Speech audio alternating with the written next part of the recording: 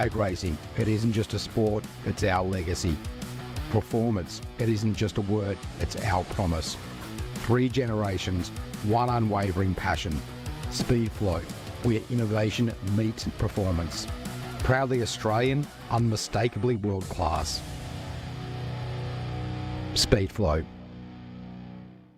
Simpson Race Products Australia offers the widest range of safety gear, including helmets, Simpson hybrids, boots, driving suits, gloves, harnesses, underwear, accessories, and much more.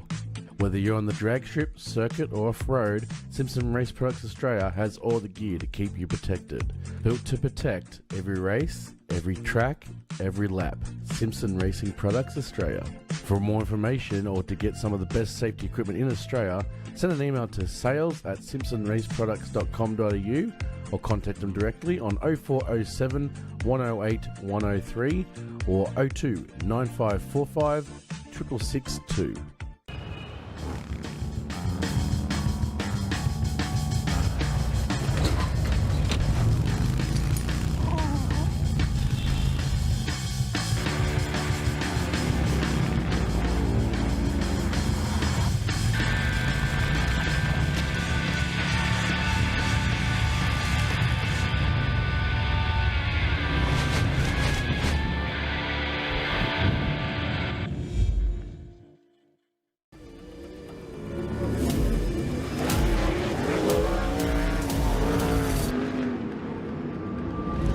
This incredible drive to succeed.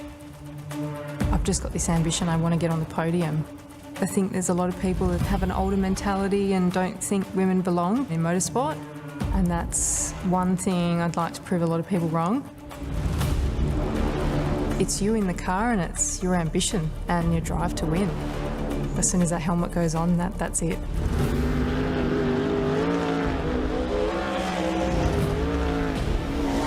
I'm Brooke Newson. I'm a sprint car and outlaw car driver. Building a street car through to a race car? Be sure to think of Aeroflow Performance. The ever-increasing range that started with just hose, fittings and fuel system components has grown to include boosted turbochargers, bang shift shifters, X-Pro ignition and electrical accessories, Bosch motorsport products, fabrication parts, as well as driveline and engine components. With an exceptional distribution network and inventory, Aeroflow products are always within reach. With more to come in the future, be sure to keep an eye out at aeroflowperformance.com. Heavy Duty magazine is the proud sponsor of Sydney Dragway Street Bike. Editor Mick Withers is a long-time racer and supporter of this entry-level bracket. Heavy Duty is Australia's #1 Harley-Davidson magazine, with road tests of new Harleys, features on wild customs and tech articles from riders with grease under their fingernails. Heavy Duty is also proud to sponsor modified bike champion Sean Ricketts, upcoming junior drag bike racer Anastasia Lucky, and modified bike racer Peter Bartlett.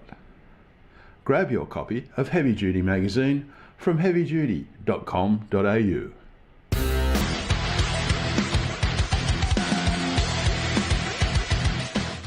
Shannon's is giving motoring enthusiasts the chance to win a trip to one of the world's greatest motoring events, the 2026 Goodwood Festival of Speed. Plus, win a new Indian motorcycle Sport Chief. To enter, take out new eligible car, bike or home insurance. Go online or call Shannon's. Hi, my name's Jenna. I'm the team coordinator for Volante Rosso. We're here at Phillip Island where we've got our Radicals and our GT3. They're currently out on track and they're the champions of the weekend. However, we wouldn't be here without our partners Pack Lease, who are the real heroes who help us get here. They help us get to any event that we need to go to, including race weekends, media days and track days. We've been partnered with the team at Pack Lease for the past 3 years and we couldn't think of anyone better who we want to do this with. They get us from A to B and to every racetrack and every event that we need to go to. They are so extremely helpful with everything that we need and we love being partnered with them.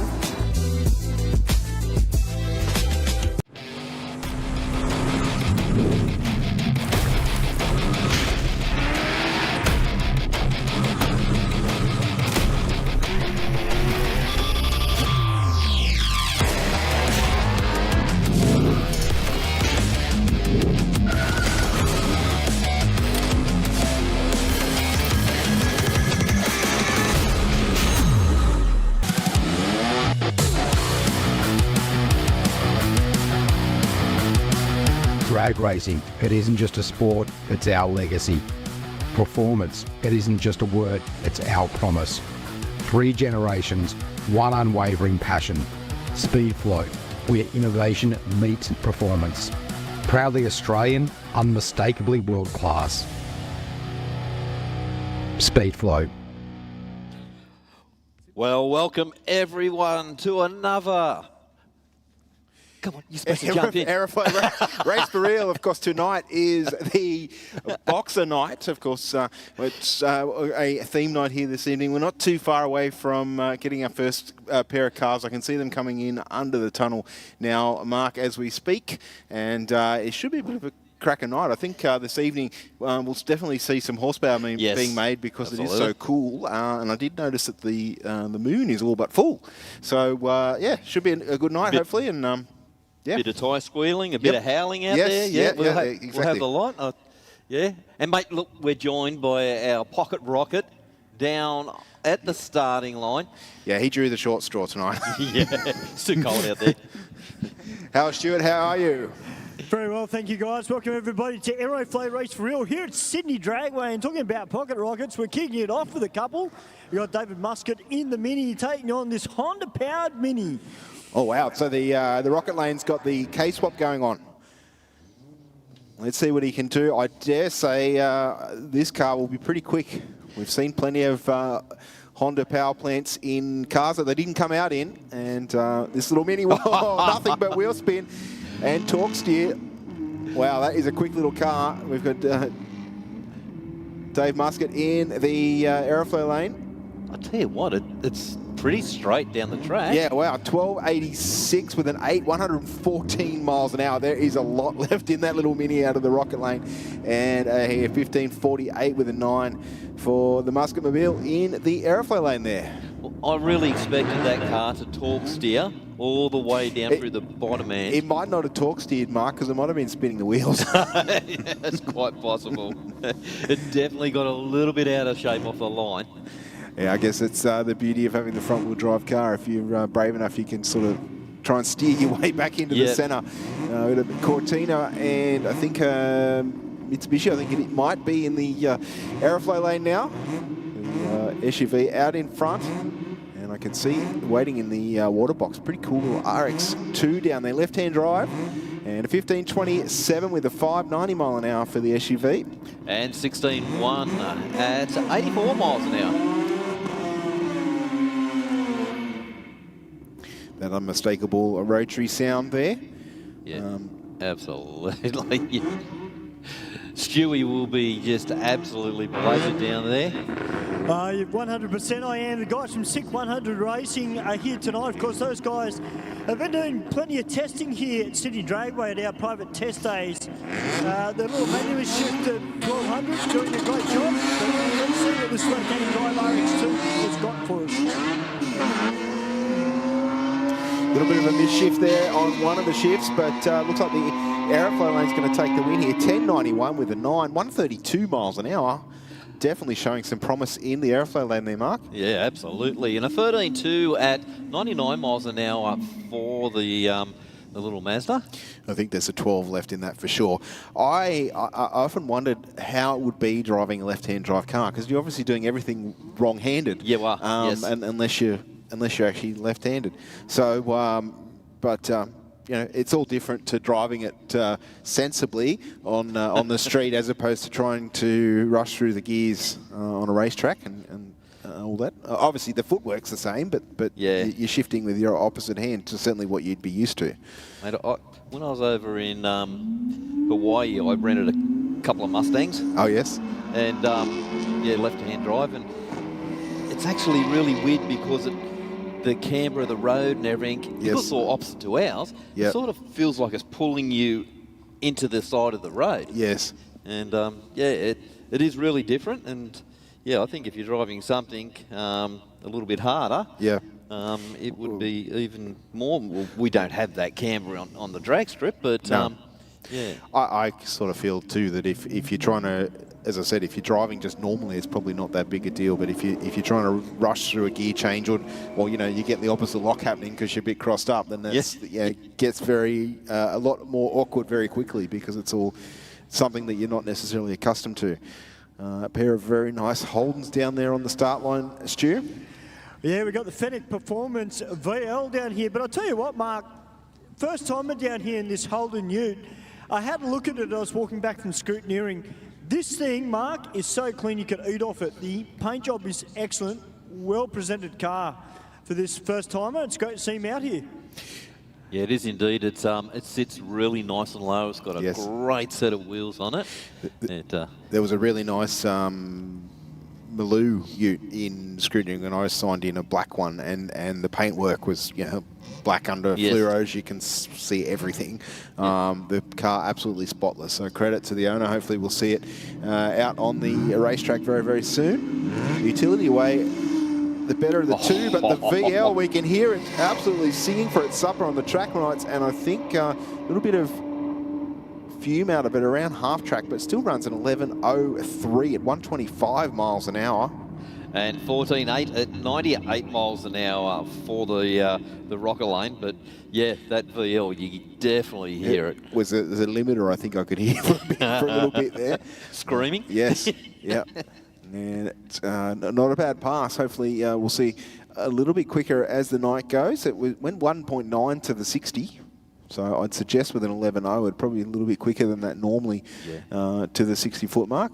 And it looks like we're just going to send our track walkers out to maybe inspect that lane. As I said, there was a little bit of fume out of the car at around half track or so, but they're actually focusing on the rocket lane. Yeah, okay. So maybe it was the utility we could hear. I think we're multitasking as well. We've got the quad out. I did hear someone say Kangaroo. This is a furry friend down there somewhere. Recently returned from the Winter Nationals, Mark, which we had last weekend, of course. Absolutely fantastic event to be part of. I went up with a friend from work. We just watched basically for a few days, caught up with a few friends. Some pretty good upsets and some really good runs by of course, a number of our Sydney teams. We represented pretty well in the finals in a lot of categories. Standout for me was Rob Harrington in Slammer. He won over the Camaro of Russell Taylor, which of course that has been a dominant force, that car, in the last couple of years. I believe it's won 4 championships. Wow. Okay. 4 championships which it's been involved in. 2 with the previous owner, and 2 now with Russell at the wheel. And Rob was absolutely stoked to take the win. Certainly wasn't expecting it, but I think I said to someone in a text, it certainly highlights the Dare to Dream hashtag, because he's putting everything he's got into that car to get it to go down the racetrack. 11.23 with a 9, 124 mile an hour out of that R35 to a 12.18 with a 5 mark at 119. So good pairing there. Yeah, it was indeed. And we got the Subaru down in the Aeroflow lane, and a Beamer right beside him in the rocket lane. First of our boxes down there in the Aeroflow lane. But Rob ran really consistent all weekend. 580, 585 was where he was sort of sitting, and certainly he was stoked to make it to the final, but I'm sure he thought for sure that he wasn't going to get there, and Russell just got a little bit loose on the hit, and Rob was right there and just pipped him. So I think he would have had a pretty sore head by Monday, the early hours of Monday morning. Lockie McCaskill in Super Street won with his V6 powered utility. So he's recently built that, of course, come out of Junior Dragster. And been working for the last couple of years piecing that together. Runs the supercharged. Oh, supercharged. Running 1280s, I think it was, in Super Street. And so he was pretty chuffed to get that, and his sister got runner-up in modified, and that was won by Chelsea Smith, who is another ex-junior drag racer. So just in those 2 finals, there was 2 junior races in modified. and Lachlan in Super Street. The junior field, there was 64 cars, I believe. So the biggest field I can recall in at a national event. Yep. We didn't have anyone go past, I think, the 3rd or 4th round in juniors there, unfortunately. But Zane Condello took home another championship. So there's 2 in a row for him in junior. And he also took home the inaugural Dennis Sirimus Award, which was for the highest point scorer in all of our sportsman categories. Wow, that's so great. Yeah, that's good a stuff. massive achievement, and you know, I said on Facebook in a comment, you know, it's something that the team's been building towards for probably good 2 to 3 years, and their dedication to what they're doing is second to none as far as I'm concerned. Like, they've travelled to the Bend a few times, they've Mildura, up to Queensland, they've gone everywhere basically on the East Coast. They haven't ventured across the Nullarbor yet, but he's pretty chuffed to take home the championship on points. So yeah, and of course General Manager Brett White, he went one round in alcohol, so that was pretty cool. Yeah, yep. So I think he went 562 and a 564. I assumed the run was clean, or did ask him in a text, but I didn't get a response. But I think they would have been pretty chuffed to go around at least in pro alcohol, because you know the Phillipses and that, they were running 5:39, I think was the quickest I recall. I'm sorry if I get any of these times wrong. I'm just going off memory, but I know Shane Phillips went a 5:39 in his funny car, and I think Daniel Reed did as well. Okay. So yeah, they're a little bit ahead of where Brett is, but you know, again, just shows you've got to be in it to win it. You know, cut a good light, and you know, just got there and took the win. You know, that's just shows you if you can run consistently. You know, it doesn't matter what category you're running in. If you run consistently, you'll get a win here and there. Yeah, and that's the main thing. Yeah, you've got to be consistent and just one after the other, same numbers as close as you can, and yeah, from one end to the other every time. Yep.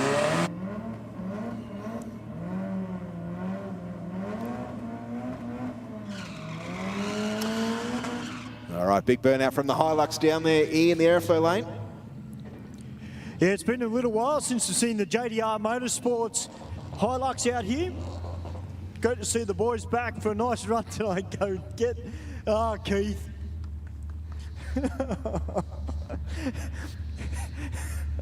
I deserve that after my comment on Facebook to you the other day. Thanks to Santino Rapisada. Yeah, but anyway, up against the Audi. Nice. The Ute a little bit slow off the line. Bit of smoke coming out the back of the Audi. Big bounce on the limiter. Yeah, the track mic just caught the Ute bouncing limiter at the top of second gear, I'm guessing it would have been. Still managed a 12.2 at 128. We know that car is capable of much quicker than that. And a 12.81 with a 6 at 103 for the Audi in the rocket lane. Now we've got another Mazda down there, Stu. RX-7 this time. Clean looking example. Yeah, little J13B down here taking on this FPV. The F6 Typhoon. Got a nice set of sticky drag radials on the rear end of it. Now, Mark, from memory tonight, the jackpot for the 000 is quite high. Well, yes, it is, Stu. It's $2,100 tonight.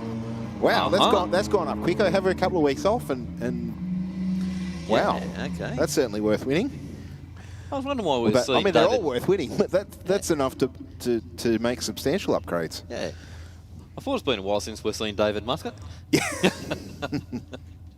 Well, I was going to say there's a lot of people out the back, boys, that could potentially do it. One man that could do it is on track now, Victor Slogianis in the big Chevy Monte Carlo. And good to see Mr. Barra back here at Sydney Dragway. It's been a little while since we've seen the car here. We've got the team from Dialed In Racing out the back, Steve, and they tried to confuse us this week, but I've got the lowdown. So the way it is that Brian's car is going to be driven by Sammy Joe, because as you know, Sammy Joe blew her car up at Willowbank, unfortunately. Brian is going to be running the VH Commodore that Aiden normally drives, and Brett Stutchbury is going to be racing Corey's car, the silver Commodore, for Dialed In Racing tonight. And of course, Owen was out earlier with his Volkswagen as part of Dialed In Racing. Yeah, that team's getting bigger and bigger all the time. Unfortunately, I did bump into Sammy Jo earlier just as I was signing in, and she said that they've already pulled the motor out of the car and checked it out. There wasn't much left that they felt they could salvage, so somewhat fairly catastrophic by the sound of it. But she did say on Facebook that she'd done over 500 runs or something with that with that motor. So certainly, looking forward to the new car, but definitely I'm sure would have preferred to done a few more passes in this one, of course, tonight, and going forward. But I think being mechanical device, they lean on them pretty hard. Like, and to do 500 passes with, to my knowledge, routine maintenance. Think internally you can only reach certain things by pulling motors out of cars and whatnot, and that was also a street car for her as well. So there were street miles in there as well. But I think this is this Maloo Ute that I was talking about in the Aeroflow lane, Mark. Nice strong burnout from it though. Yeah, it sounded very very stout, nice and quick on the throttle response. Just waiting to bring on that large stage light.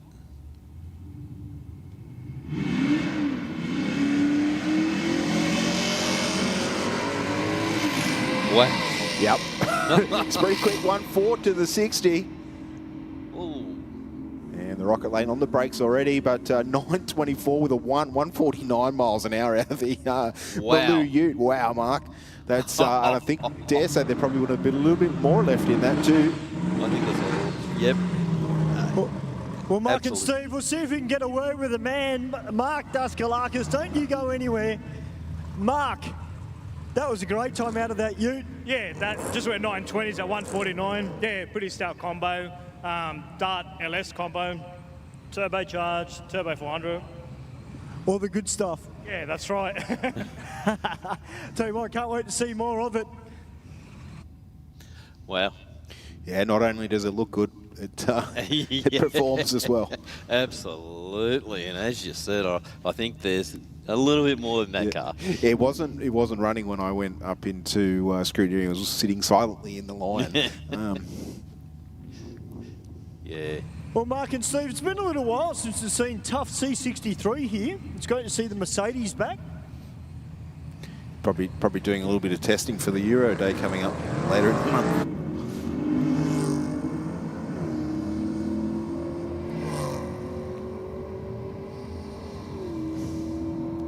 And the Aeroflow lane way out in front with this one, 11.95 with a 1.14 through the finish line. And 14.9 at 95 miles an hour. It's just got that Mercedes sound to it, hasn't it? Yeah, they're unmistakable. It's like a 2J to an RB. They're completely different. Yeah. And nothing like a BMW. No. No, or an LS or anything else. Or a Barra. Be so careful with these Barra swaps nowadays. We saw there was up at Willowbank, there was a stock like XYXW Falcon, like cheese cutter tyres on it and everything. Yep. Had a turbo turbo Barra, sorry. Yep. Yeah, but you wouldn't pick, looking at it, you just wouldn't pick it. Yeah. Rolled on past or something. Yeah, that's not a 250 crossflow in that one.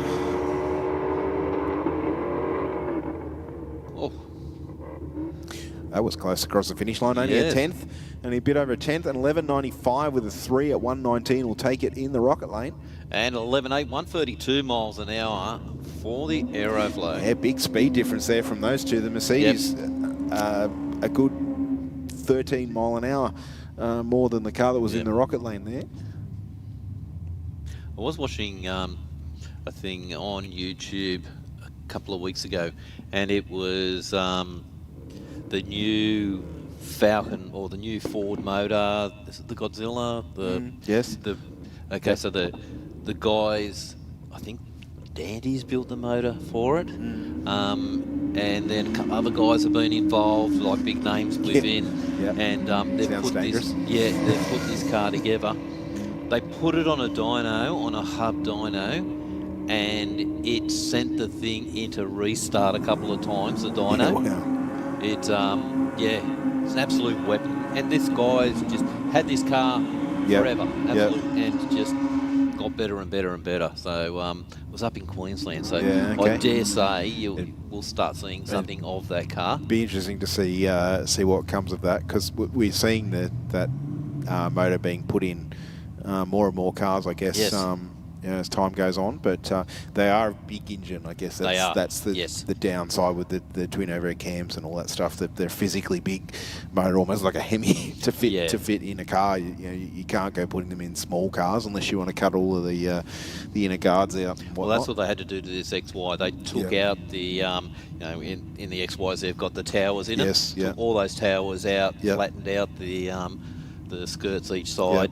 Just to fit it in there, and then the exhaust work was just a work of art. Good luck working. I guess that's the other thing, is you've got no room to physically touch anything. You can see a bolt, but to get at it, you've got to pull half the motor apart. Been there, done that. Nice run for Philip Armstrong in the rocket lane there, Mark. 10.14 with a 9, 132 miles an hour. And 13.7 at 99 miles an hour. Well, Joe Cervello out in his Nissan. Nice and strong burnout. Yeah, boys, that's pretty much where Phil said to me earlier, we're exactly where he wanted the car, down to that 10.1 second zone. So he will be very, very happy with that. I'll tell you what, we've got a battle of the LSs now. We've got Supercharged LS in the Nissan Silvia. Joe Cervello taking on Dominic Perroni with the Supercharged 6-litre.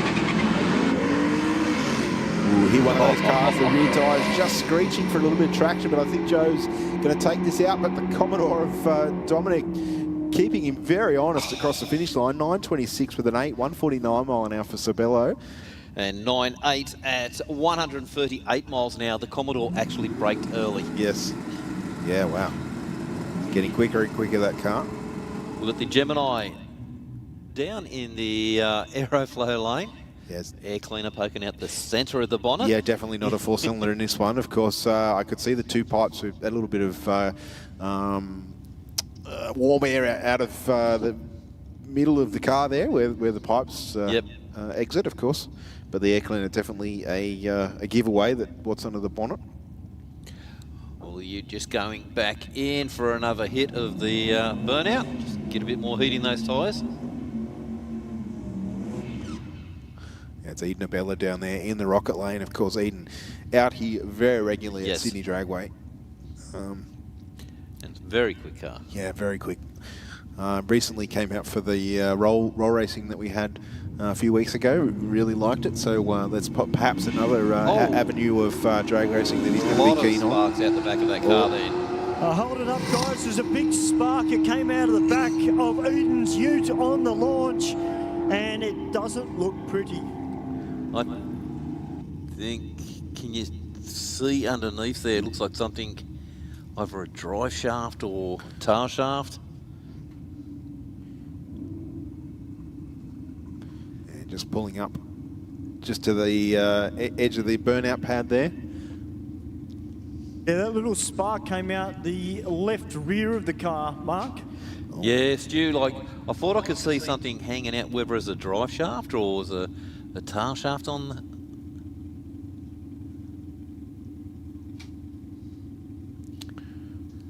Eden doing the right thing and pulling over to the side of the racetrack. Of course, absolutely. If you have an issue, and as soon as it's safe to do so, please pull over to the side of the racetrack and stop.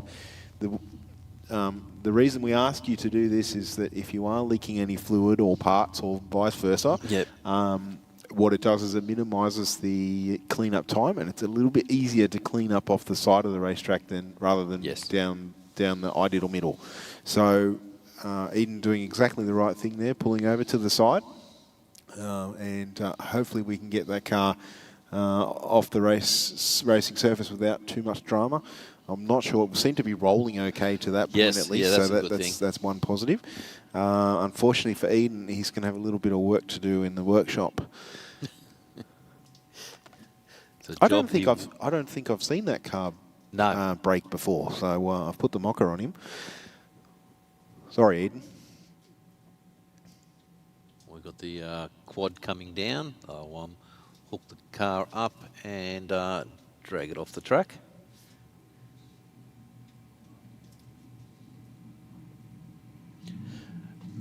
So, Stu, can you see anything up that end?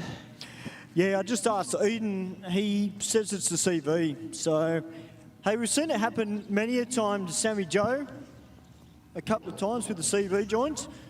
He has done a little bit of suspension work in the rear end of this ute too. So, well, just got a new tail shaft, new CV joint, and he'll be good as new. Yeah, it is a weak point on the Commodore, the dry shafts in them. Yeah, but I'd rather change a CV joint than a gearbox. Oh, absolutely. Yep. That's just me. Well, guys, what we might do, just while I got this little hold up, we're going to go for a quick walk up to the start line because we've got two of the dialed-in racing Commodores out there now. Yes, Brett, I can see you flashing the lights. He's going to have a quick convo. He's actually driving the car tonight, Corey's car. So, and Brian down there in the VH. This will be interesting. I'm actually interested to see how Brian goes in the VH Commodore. It's great to see him back behind the wheel here at Aeroflow Race for Real. We haven't seen him for a little while. We'll get a word with him as well. But we'll have a quick word to Brett, who's driving Corey's car tonight. Brett, how are you, mate? Good, mate. Yourself? Yeah, very well, mate. Now, you've given your car a bit of a rest tonight. You brought out Corey's car. This thing has been going super well as of late. What are you looking at getting out of it tonight?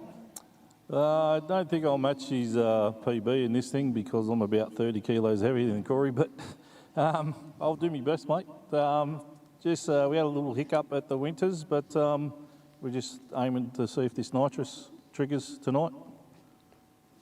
So you are running the nitrous on this car tonight? Sure am, mate. Yep, wouldn't have it any other way.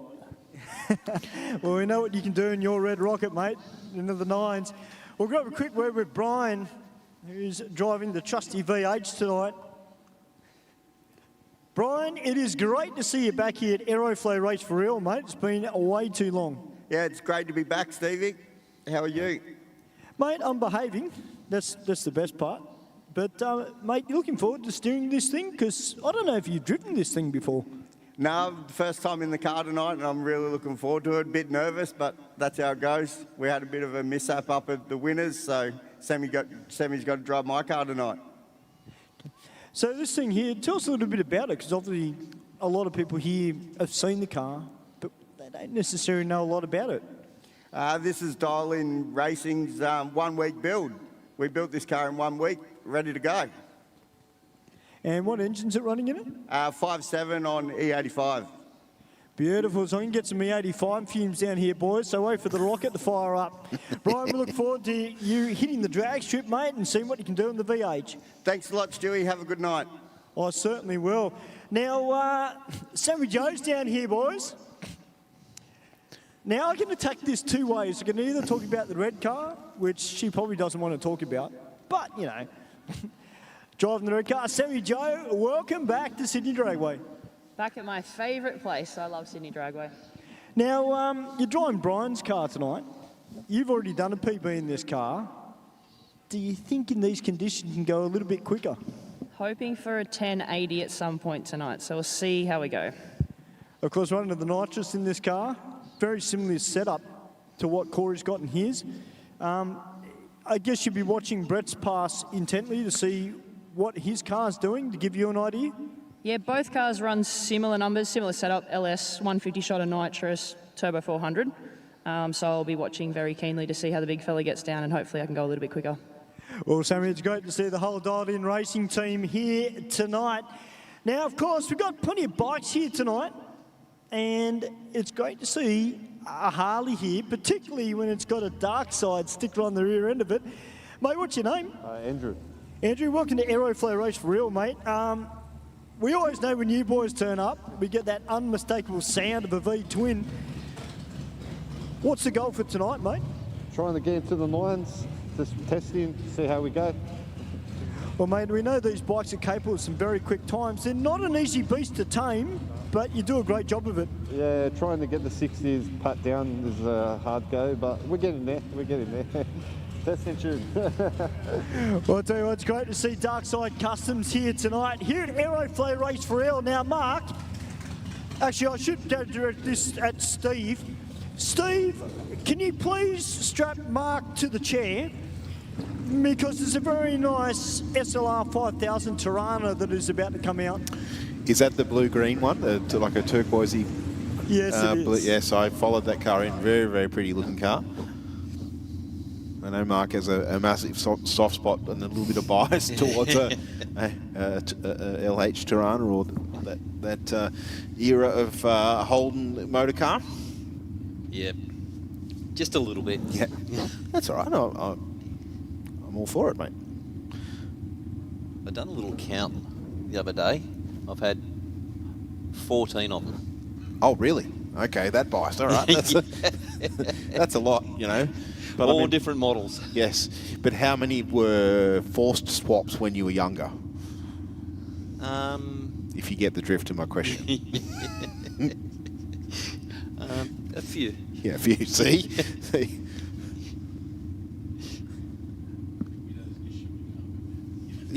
Yeah, good point, Adam. Adam, our production manager, just said, you know there's an issue if you can't remember how many. I can still count them, so it's not too bad at the moment. You just don't want to admit. That's all right. I'd hate to imagine that you'd say X number and then you get all the Tirana owners come up here and get all upset with you because the door only locks so good, you know.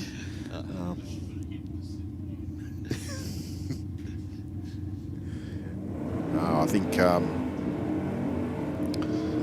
you were just testing the performance levels, weren't you? Yes. No. No. They were all my cars. Yeah. Well, that's okay.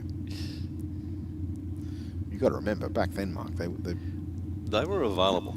They were available. Yes, that's right. At a reasonable. They didn't have the collectible desire attached to them at that point.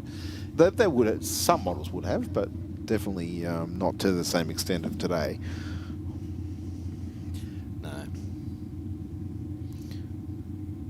All right, Mr. Stutchbury taking on Mr. Adasingh. Adasingh over there in the rocket lane. Stutchbury off with an 092 light. Brian catching him up, I think, at the top end of the racetrack, or very evenly matched. The Holden Commodore in the Aeroflow lane getting there first with a 1077 at 125 miles an hour. And 11.0 at 116 miles an hour. So that was very much of a top-end charge, wasn't it? Yeah. I'm wondering. Don't know a hell of a lot about the nitrous, but I'm wondering if they could sneak a little bit more bottle pressure in. If that helps, that would help, wouldn't it? I'm not sure. There's a little wiggle down the deep end too for Brian in the VH at around 1,000 foot. Just have a little bit of a move to the right and the left. We did have a nitrous car in Pro Mod 2, which fairly certain took the win at the winners. Oh, really? Yeah, Okay. yeah. It was I can't think of his name.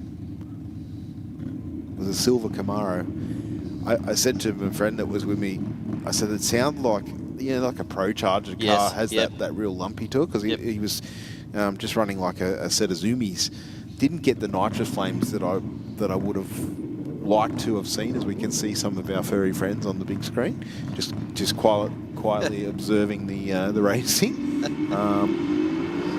But yeah, definitely was really cool to see, and something a bit different, like that class dominated by turbos and supercharged cars. And it looks like Sammy Joe's going to run an 11.72 with a 7 at 115 miles an hour. So a little bit away from where she was expecting, but we'll let the night unfold and see how it goes. Right. 11.67 for the car that was in the rocket lane.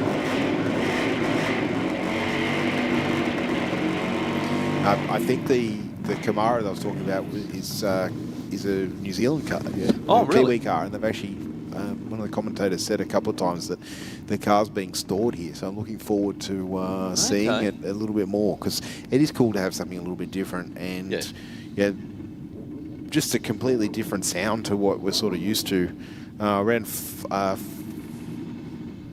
right on that 585. There was a couple of cars that I'll say fluked it in qualifying. One was Steve Smith, pulled the chute in his lime green Corvette at about 1,000 foot, went 585 with a 1. Wow. So yeah, he was pretty stoked at that. But of course, that class running on a 585 index and a 990 with a 6, 153 mile an hour for our Harley rider in the rocket lane. Wow, Mark. Oh, that's a big top end, isn't it? Yeah, look at the 60 foot, 191. He did say that the 60 foot's the challenge. If he's running a 99, there's way left in the 60 foot in that thing. If he could get it to hook up, of course. But here at our street prep on a Wednesday night, you might have to not go too berserk on the throttle on the hit and feed the power into it.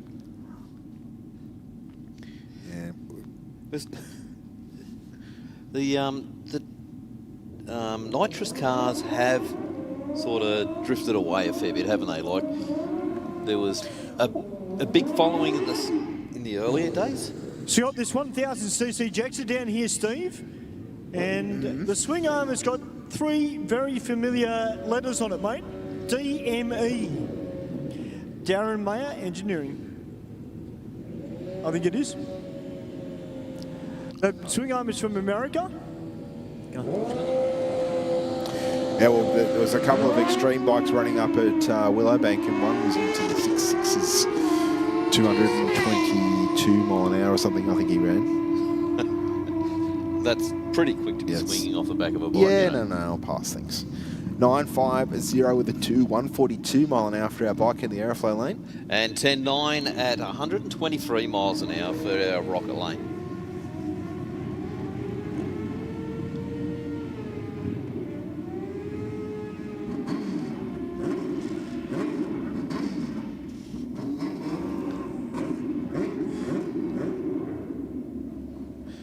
Welcome to everybody watching our live stream. Just reading some of the comments there. I'd like to think that Adam would switch away if our furry friend decided to take advantage.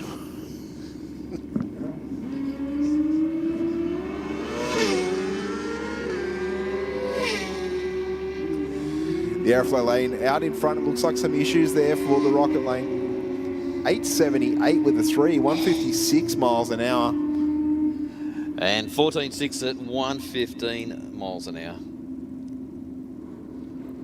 Got the big 1300 Suzuki about coming out now. Still very stock, has got the quick shift on it.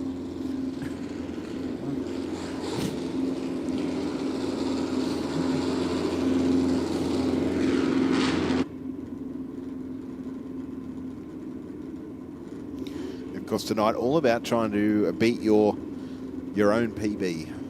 Yes, isn't it? It's all about improving your driving style, maybe getting a shift point more accurate, just seeing what your car can do. It doesn't matter whether you win or lose. The only competition here tonight, effectively, is the reaction time. Is the reaction time competition, which, as Mark and I hinted at earlier, it's a very nice $2,100 if you can show a 000 reaction time, which will mean that you've left the start line right at the exact same time that green light's come on. Yep. Much easier said than done, but then sometimes we get those pesky racers that get 000. You know, they throw a couple of 000s in one event, but that's sometimes with the aid of a delay box or some other electronic device, which of course we can't use tonight. It's got to be all done with your foot and your eye, and of course your brain. So it's virtually got to be or your wrist, street car, street bike. Yep. Well, Mark and Steve, it's not every day, or particularly here at Aeroflow Race for Real, where we see some of our more race-orientated bikes come out, particularly one that's actually got a squared slick on the rear end of it. It's obviously, I dare say it's been around for a number of years. You might see if we can go a quick word with the rider once he finishes backing up. Hey mate, what's your name? Shane. Shane, welcome mate. Tell me a little bit about your bike, mate. I haven't ran it for quite a while. About a month ago was the first time. I've been a bit crook, so just getting it back out and trying to get back into it. Mate, just first thing I noticed is, unlike a lot of the other bikes that are here tonight, you've actually got a squared rear tyre on the rear end of this bike. Be a bit different to ride to say everything else? Yeah, it seems to go straight better. Mate, it's great to see you out here on the bike, mate. And hopefully we'll see more of you here at Aeroflow Race for Real. Yeah, mate, I'll be here. Cheers. Good on you, Shane. Well, I'll tell you what, we've got some big bikes here tonight. Now, Mark, this is the bike that actually, the gentleman actually let me have a sit on, and believe it or not, I actually fit on it. Steve, be nice, I can see your face with a giant grin there. Mate, what's your name? Mehmet Anna. Mate, first of all, mate, great to have you here tonight. Thank you for letting me sit on the bike, that was very nice. Tell me, your PB on this bike is still sub-10s, isn't it? Yeah, it goes to 970, 980 all day. Yeah, wow.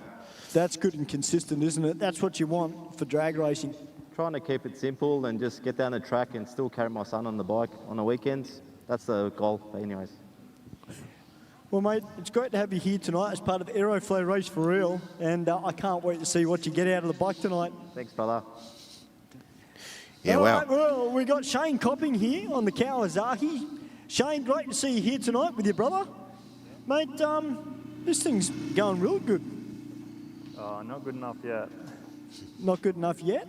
Still slow. Says every drag racer. You say slow, but I can tell you from when I'm watching from upstairs, it still looks damn quick. Yeah, don't know. I've got a lot to go yet. Well, mate, I can't wait to see you get this thing. You haven't seen the boys out on their old nostalgia bike. I'm going to call them nostalgia bikes. Tell you guys, you're in for a treat because these things are sick. Now, speaking about good riders, his brother, Brett, is here on board the Suzuki GT750. G'day, mate. What's happening? Not much, just waiting. Mate, great to see you here. Mate, both bikes have been going gangbusters lately. I've got a question to ask you, though. It's one that Mark and I have been asking. When's the race bike going to be ready? Is there any time frame as yet? No, we'll just wait and see how we go, but it's getting closer day by day. Yeah. Is there still much more work to be done to it? Yeah, there's a lot. Yeah, probably 6 months to a year or something like that. Yeah. Well, I'll tell you what, we can't wait to see that bike out here, Brett, and especially with you on the back of it, mate. It's going to be sensational. It's great to have our motorcyclists here tonight. Now, it wouldn't be Aeroflow Race for Real. I've been interviewing this man for a very long time. Now, his name's Dave Muscat. I've always talked to him through various cars, but you found your happy car. It's a Mini. Oh, my happy car, I wouldn't say that. Mate, how you been, Dave? We haven't seen you racing for a little while. You been busy? Oh, yeah, I've got a couple of things underway, but yeah, just getting old, mate. Like Joe, stay out of the cold for a while. Mate, you're getting nice and consistent in this car. You're doing plenty of racing coming up? What, with the Mini? No. You're going to do the 2200? Sorry? You're going to do the 2200 8th mile day? What's that? Mate, go and talk to Brett Stutchbury. It's 8th mile racing, and it's a great day out, and there's a Street Fighter class. Yeah, it's here. Yeah, it's here. That'd be... Well, mate, come out for that one. It'll be good. He wants me to race, but I don't have time. But, come on, Stu. Yeah, I heard that. Come on, Stu. Well, maybe next week. It's time I got off my bike. The weather's really good, so yeah. Now, the two amigos are here. Ross the boss. Ross, hey, how are you, mate? Yeah, good, man. What's happening? Not much.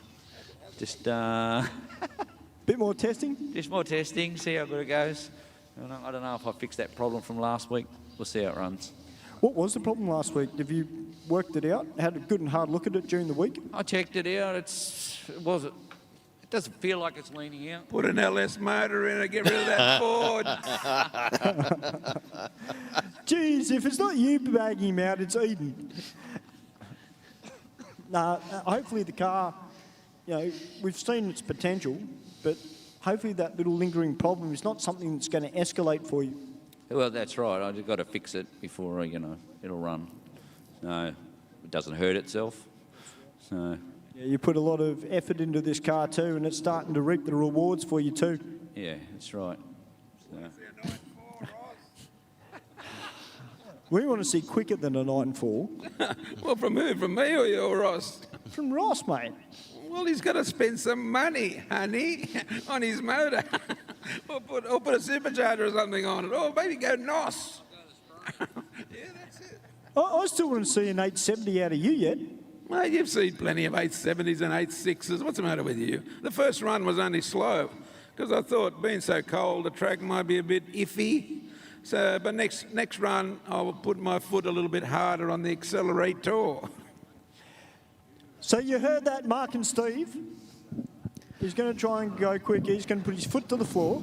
I thought he might have just been a little bit scared to go faster. Well, I am. I'm bloody 75. Do you think I've got no feelings? I get scared too, Chitch.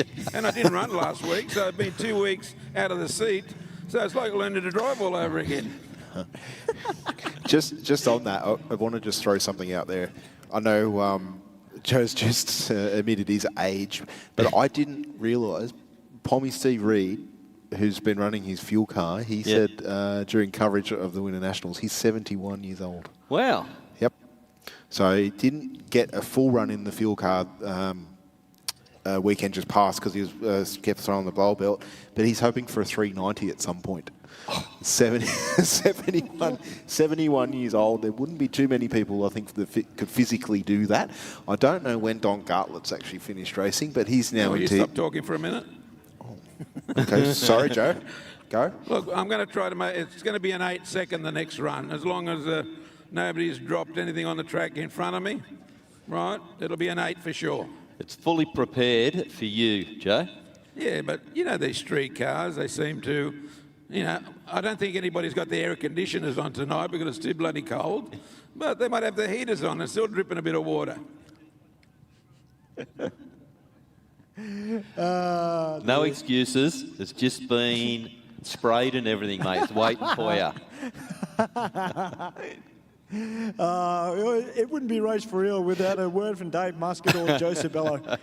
So we've got a few more boxes that have pulled up. We've got the Dan Dan Subaru back again this week, Mark, which is fantastic to see, the white Subi. Yep.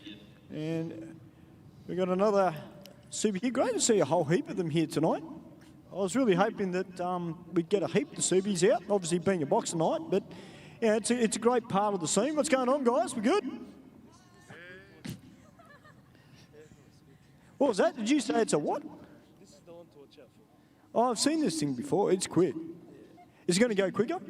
Hopefully, yeah. I mean, it's nice and cool tonight, and you guys like the cool weather. Yeah, loves it. So how many cars you got out here tonight? One, two, four cars. 4 cars. Top stuff. Great effort, guys. Well done. Thank you for coming out and supporting the event tonight, our boxer night. Now, rest in peace, Cars is here. I love this car. What's going on, my brother? Oh, yeah, not too bad. Mate, that was a good first pass. Good first hit out the track tonight. Yeah, it's not too bad. I think I was sitting a bit too long, so I feel like probably the intake temps were a bit high. It wasn't full power. It sort of pulled timing halfway down the track. So we'll give it another crack, see how we go. How good is it to see a whole heap of Subis here tonight? To be honest, I was hoping a bit more, but that's all right. Maybe some of them are still in the process of building it. It's not an easy job to build Subarus these days. But yeah, no, it's good to see a different variety of generations that are out here, from old school GC8s to the new shapes. So it's good to see them all out tonight. It's good to see that the Subaru community, Mark and Steve, is still alive and well. Obviously, it makes it hard with my job. I don't get to get out much on the weekends. So I don't get to see a lot of the car groups like I used to. But, you know, this is just evidence of that side of the scene, that people are really starting to come out and getting out and supporting these theme nights that we are putting on here at Aeroflow Race for Real. Now, I got down here, of course, big Chevy Monte Carlo. What's going on, brother? Yeah, not bad. Good. Yourself? Yeah, good, mate. Good, mate. How was the first pass? It was all right. 11.4. It's not bad. Yeah, not bad for a first run. No, the tree wasn't too bad. Yeah.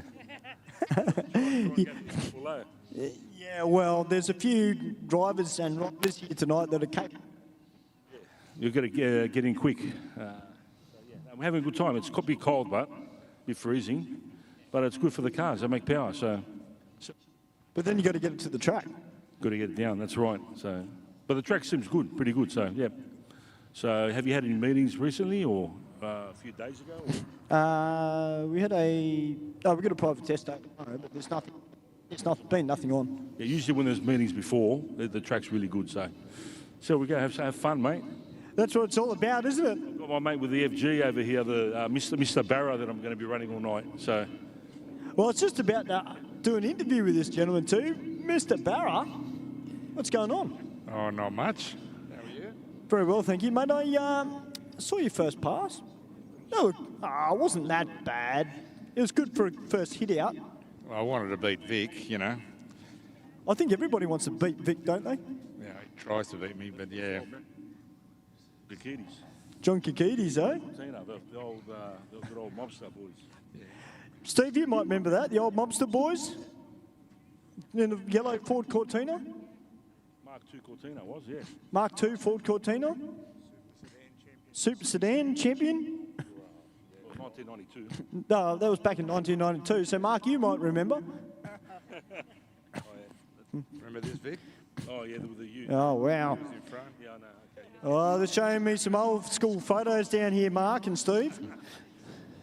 Now, it's a little bit before my time because I've only been around drag racing for about 13 years. But I'll tell you what, though, it is great to see you both here and having a crack tonight at Aeroflow Race for Real. Well, thank you very much. Pleasure to be here. Now, quick question. What are you going to do if you beat him? Is there like a friendly bet on, or is, you know? Nah, bragging rights, yeah. He reckons he cuts good lights, but, you know. Oh, it's on. Oh, it's on. I love it. God, I love drag races. On the subject of drag races too, just while I've got this opportunity, I just want to do a quick shout out to some certain people and that were up at Willowbank Raceway for the Winter Nationals. Number one, I want to send a shout out to Terry Dale. Terry, thank you for being a great sport. I know the series isn't over yet, but mate, it was great to see you in the blue hair. And also to Dave and Stolzy Goldie and the Pine Mountain Performance team. Thank you guys for having a little bit of fun. I know we're talking about State of Origin in Rugby League. Well, there's plenty of State of Origin that goes on in Super Sedan and top sportsman level, I can tell you. And Mark, I have been told that if they had the chance, they'd love to do a State of Origin drag racing meet. Oh, that sounds good. Everything from Super Street to top sportsman. New South Wales versus Queensland. And if they had the time, they'd love to do it as a series. So do 2 rounds down here in Sydney, 1 in Queensland, and the next year 2 in Queensland and 1 down here in Sydney. So they'd be pumped for it. Because if my memory serves me correctly, we used to do a State of Origin years ago in drag racing. So there's plenty of people that are happy to do it. But look, a huge big thank you once again to all those racers and commentators who got behind my little friendly bet. It's not over yet, by the way. So, guys, if you see me come out with the mullet, then it means that I've lost. So is it to the end of the series, Stu? Is that what we're waiting for? Yes. Billy just reminded me, it was the early days of Wild Bunch. when they used to do the State of Origin. Yep. Queensland versus New South Wales. Yes, that's a fair while ago. It is, I don't know if we ever did that here. It was something that was going on across the road. That's how long ago we're talking. Yep. Just been pointed out on our Facebook page, the track has announced a truck drags night, Mark. If you're into your flash prime movers, they're running over the 8th mile on the 25th of June. Okay. So that's only a couple of weeks away. So something a little bit different. And back when I was running juniors many, many years ago, they used to run the truck drags over the 8th mile down at Canberra. Yep. So our marketing managers put on a theme night, something we haven't quite seen here before. So if you have a prime mover and you want to bring it out, see how good it runs, because we know that there are some people, if you look on Facebook, there is a whole culture of truck racing. And when I say truck racing, they race with not saying they're going to do this here, but they run with a trailer, like a B-double on, and they launch the thing, and it lifts the front wheel off the ground. Oh, they do. They really twist up. I wouldn't want to be a diff or a transmission in one of them things, but definitely will be something a little bit different here for Sydney Dragway. So we're just running prime movers? Yeah, well, according to what they say, I don't think we'd be running a trailer. Well, unless you're super fast, I don't think that would be in the guidelines to be running a trailer, but we're also running a truck show and shine as well, as you can see on our big screen. So that's only 2 weeks away. Wow, okay. Yep. So gates open at 4:30 p.m. and racing from 6 as per usual. So something a little bit different. Wonder how many people are going to blast the horn and test the Jakers as they go across the finish line. I want to see the burnouts. Oh, yeah, the Axle Tramp. Adam's just come up with a good one. We should put some cones out on the burnout pad and have a reverse park competition as well. You got to hitch up a trailer and back it in. We'll see how that goes. Definitely something a little bit left of field. So as I say, the 25th of June here at Sydney Dragway, the truck drags and show and shine night, which will be something a little bit different. I wonder if Stewie can bring his helmet. We'll get him in a truck for a run, I reckon. You could probably do that live. You have a little bit of time to talk. Run us through. Well, that would be seriously cool. Actually, Steve, yep. We've got a certain number of top field teams that have got some trucks here in Sydney. Now you're thinking. Yeah. I mean, imagine a couple of the Rapisada trucks coming up here to race, maybe Phil Reid in his transporter. Taking on Pete Everest. I reckon that'd be cool. It's getting bigger by the minute, isn't it? Yeah. And I'm just thinking about some of these cars that were racing out, trucks were racing out at Oran Park and stuff. Oh, especially if you talk the race trucks and the Band-Aid Bullet, like that's going back. Like I think Frank Cafferio in the Band-Aid Bullet ran like 14s in that thing. Yep. And that weighed some crazy weight. I was going to say another word, but that was twin blown nitrous, the truck that did the donuts and that. Yep. But yeah, something special and expensive. Like the diesel stuff is not cheap, and the guys that used to run the truck series, like Rodney Crick and all them guys, they were not scared of absolutely thrashing the daylights out of their vehicles. And one of the things that stands out in my mind, I was a big fan of the Band-Aid Bullet, and across the road, he was doing donuts between the walls, and I kid you not, he lost himself in the smoke one day. Had to do like an 8-point turn to get it back in to running parallel with the racetrack. So that's how close it was at either end. He would have only had maybe a metre spare total as he's spinning it around, and keeping in mind he's in a truck, so he can't see the wall as he swings past it and never hit it. Yeah, so I was always impressed. Well, he done a few little stints up at Bathurst as well. I didn't know that.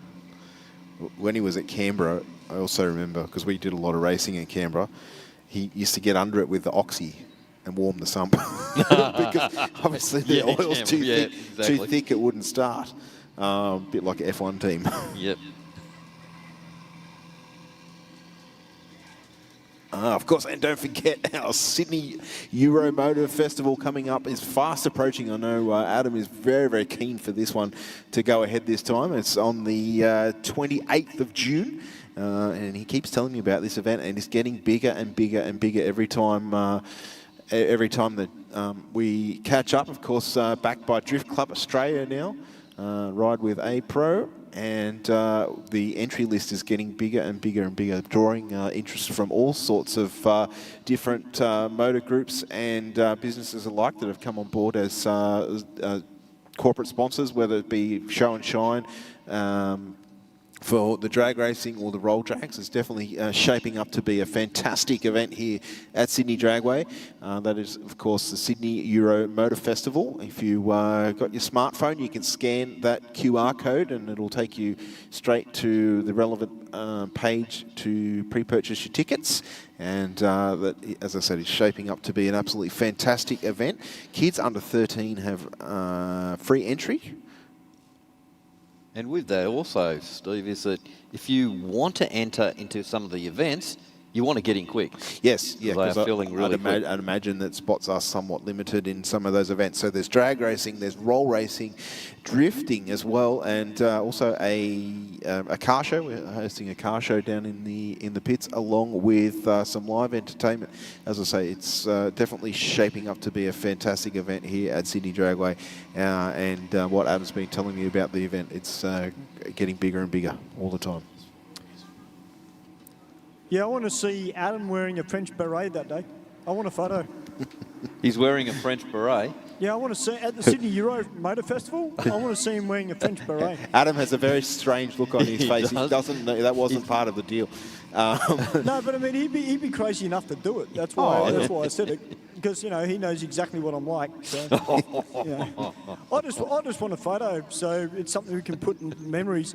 While we're down here, we'll get a photo with this lovely young lady. Now you are driving this Foz.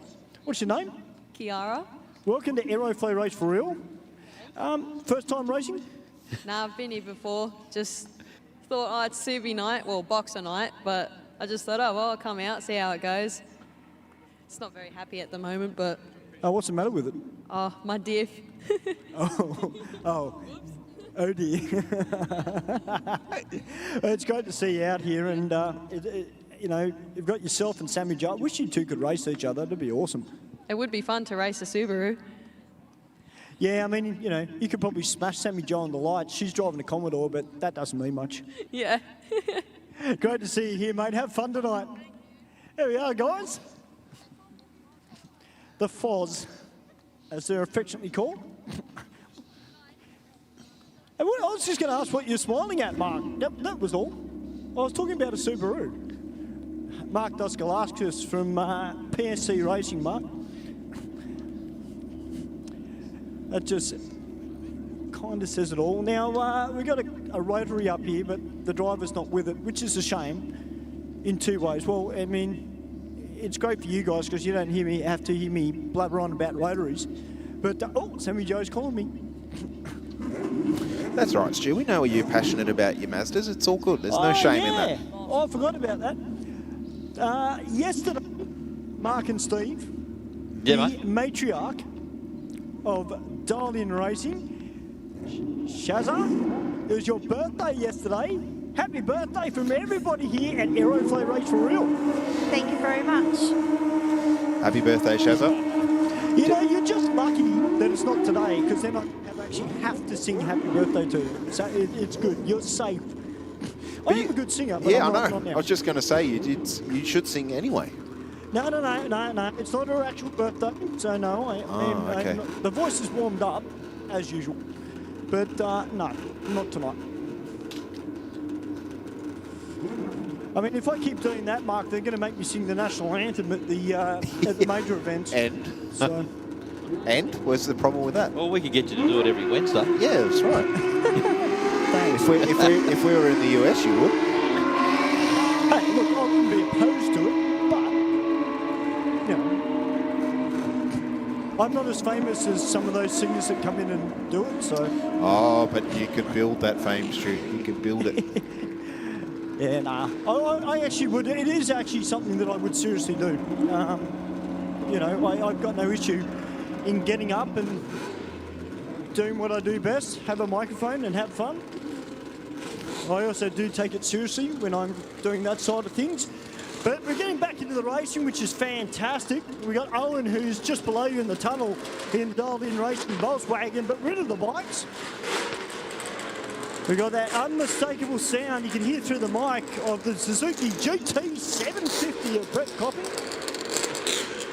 The unmistakable growl of a two-stroke. It is indeed, and instead of chambers on it, they just sound absolutely excellent. Could you imagine being in what year would that bike be, 70s or thereabouts, trying to sleep with everybody running nose around on and up? Yeah, it would have been non-existent, I reckon. But definitely cool to see them out here at Sydney Dragway, and probably one of the few places they can be wide open, I guess. Yes. We know Brett's bike is a little bit quicker, but he's carrying a little bit more capacity. Of course, when you're only dealing with 750 and 500 cc's, every cc counts. But we know that Brett definitely has to hang on to that bike. It's got the flat seat on it as well, so he hasn't got the luxury of having the body to lean up against. He's, I assume, relying on his thigh muscles to clench onto the seat, and it's certainly an interesting ride. Very, very much out there. We can see the twist of the when he leaves the start line, the elbow right up in the air.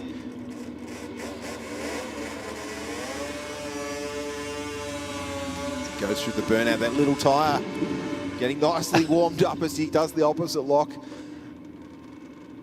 He does an absolute great job of riding that bike, does he? So much control of the thing.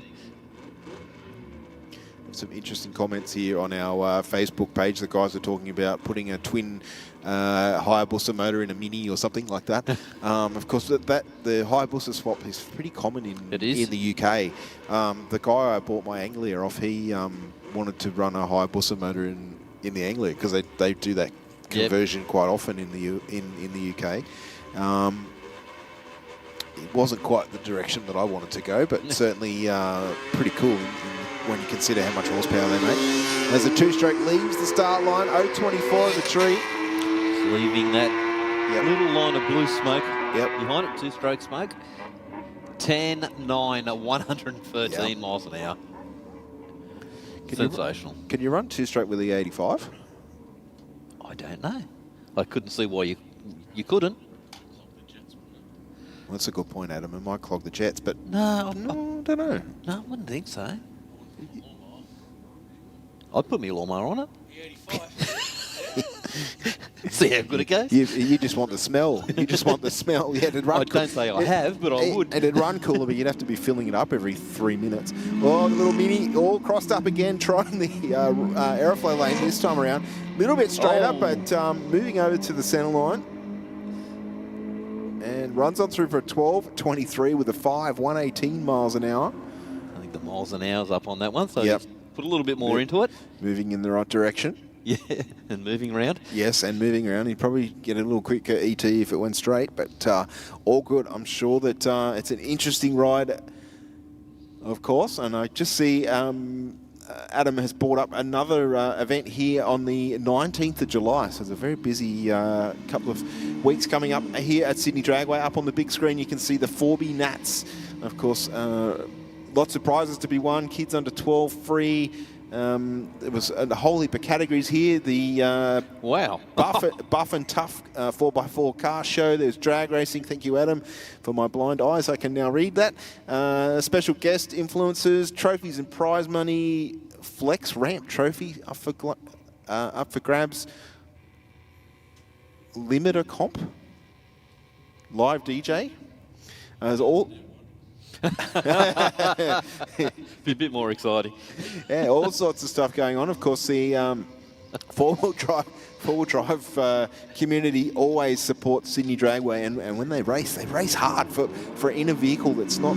Yes. It's probably as far away from a drag racing vehicle as you can get. They come out in droves and drive their cars so hard, but have a great time doing it. So that's certainly going to be a good event here at Sydney Dragway. The 19th of July is the date, and definitely one to look forward to. check out our Facebook page, of course, for any further information, or if you would like to enter. Wow, that is going to be huge. Yeah, we look forward to having you here at Sydney Dragway. Our diesel and four-wheel drive nights are big as anything, and like something like this is just going to go off. Now, for that, I reckon we don't need a reverse competition. We just need a big pile of dirt across the burnout pad, and you've got to achieve at least a couple of metres air. Only that? Yeah, I've got to be fair. Well, jump the fence or something like that. Oh, what fence? Oh, well, okay, we could put some barriers. Yeah, of course. Maybe we should have run this past Darien first. We're just throwing out ideas. Yeah, just speaking out loud. Yeah, that's right. 083 light in the Aeroflow lane there. So we're seeing a couple of O lights now as some of our competitors coming around for their second run. Of course, that 000, if you're lucky enough to grab one tonight, that's going to earn you $2,100 of hard. I think they just heard how much the money is. Yeah, $2,100. You could buy all sorts of stuff with that, of course, from Aeroflow. Yeah, absolutely.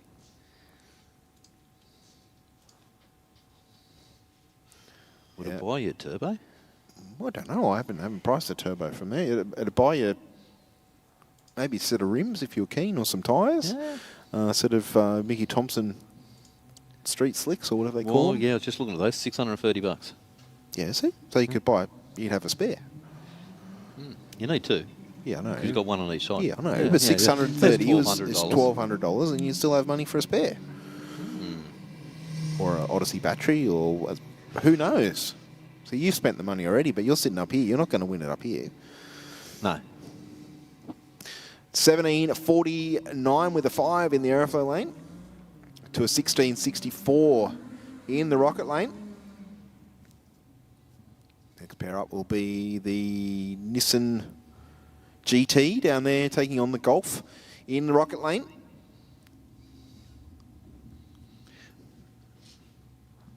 Okay, we're just having a look at something on the track.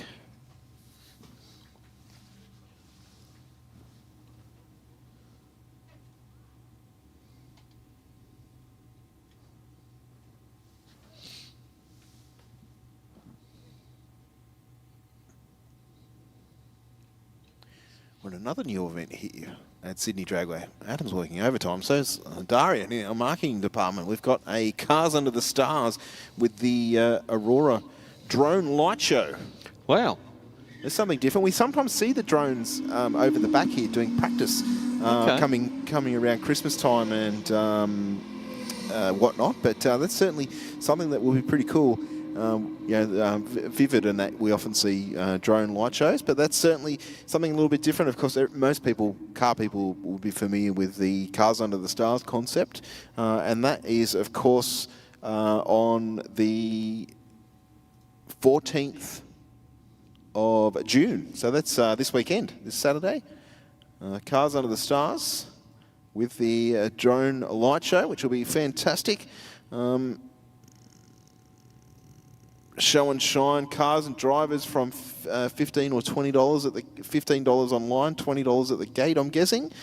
Show and shine bike and rider, $10 online or $15 at the gate. Kids under 12 are free. Food trucks, it's well lit, of course, in our Sydney Dragway pit area, and that is, of course, this Saturday. Open to everybody. Is there a start time there, Adam? 8 p.m. Thank you. So that gives you Saturday to clean your car. Yeah. Yep. Wow, it was a busy month. And we've got the COTS Roll Jags, their next event here at Sydney Dragway on the 20th of June. So that's the following Friday night, which will be fantastic. That event growing more and more in stature as it builds. We've got passenger rides, burnouts, food trucks. The spectator gates open from 5 p.m. on the 20th of June. Racer entry from 4. That gives you a little bit of time to get your car inspected and race ready. Of course, eliminations start at 7 p.m. That time might be adjusted due to weather conditions. Racing resumes after eliminations till 10 p.m. Of course, that event is, as I say, growing more and more each time out. And we've seen a couple of cars nudge the 300 kilometre an hour speed through our speed trap here at Sydney Dragway. It's one big advantage of coming to Sydney Dragway to race. Yeah, so eliminations start at 7 p.m. with that time being adjusted for winter weather conditions. So obviously we need to be mindful of it being safe, of course, and these cars making mega horsepower to run 300 k's an hour in your street car across the finish line here at Sydney Dragway is no easy feat, but we're seeing more and more cars that are giving that a good nudge. So bring on the horsepower, I say. Our VL down there in the Aeroflow lane this time around at 1060, 131 miles an hour. And 15.3 at 98 miles an hour. Wow. Well, that was an absolute massive roll-up of events, isn't it? Yeah, it's all coming the end of this month, or the next week to the end of the month. So definitely an interesting time here at Sydney Dragway as we of course move into the winter months, but certainly plenty of hot action happening here. It's a party month. Yeah, definitely. Cold? What cold? It's always plenty of hot action happening here at Sydney Dragway. As we look into our staging lanes there, they are jam-packed full of all sorts of different cars down there. And I hope everybody out there is having a good old time and enjoying the atmosphere down there, keeping as warm as possible. 11.8, 124 miles an hour for the Rocket Lane. And 15.15, 91 miles an hour for the car down there in the Aeroflow lane. Next up, we've got the R35 down there in the Rocket lane. I don't know, yours might be better than me. What have we got in the Aeroflow It's lane? a Pulsar, I think, and this is it? Pulsar, yeah. With a P plater on it, which is great to see. Yeah, because the SR20 on board. I'm not sure if it's the turbo version or NA, but the Skyline will definitely take the win here, but that's okay. The Pulsar out there doing its thing, 12.38, 36 with an 8, 117 mile an hour for the 35. And 16.1 at 85 miles an hour.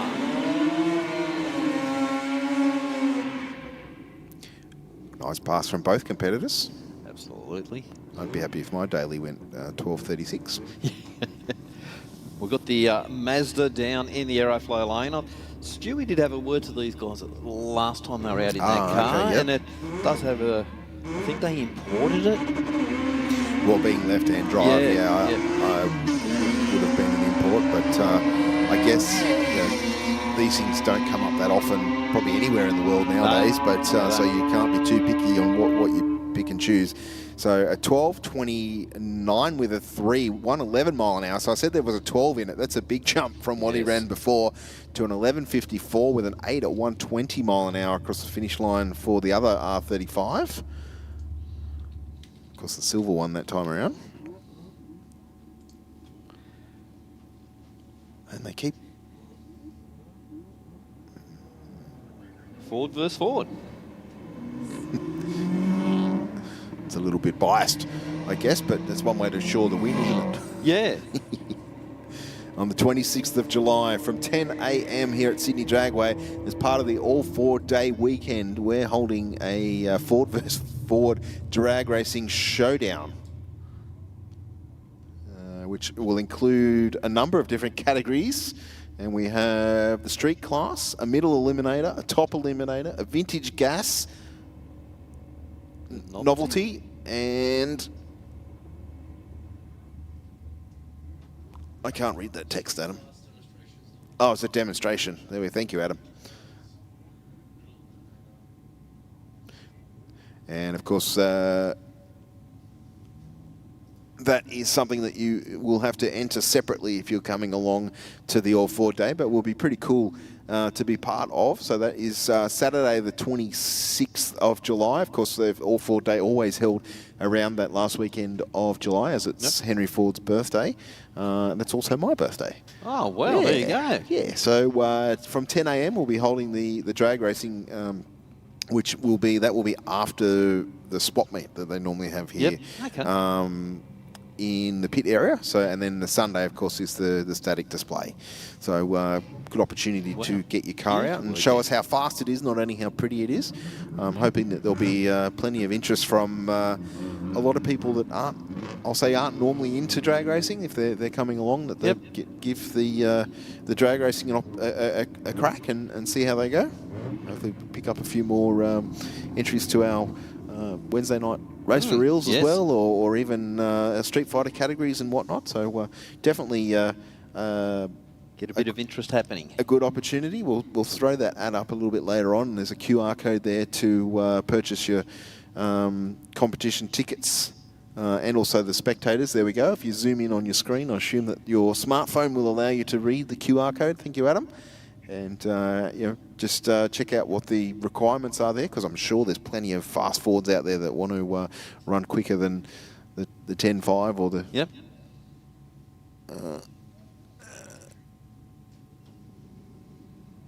Yes, the entry's $20 cash at the gate, and the competitor entries looks like it's $200 per car.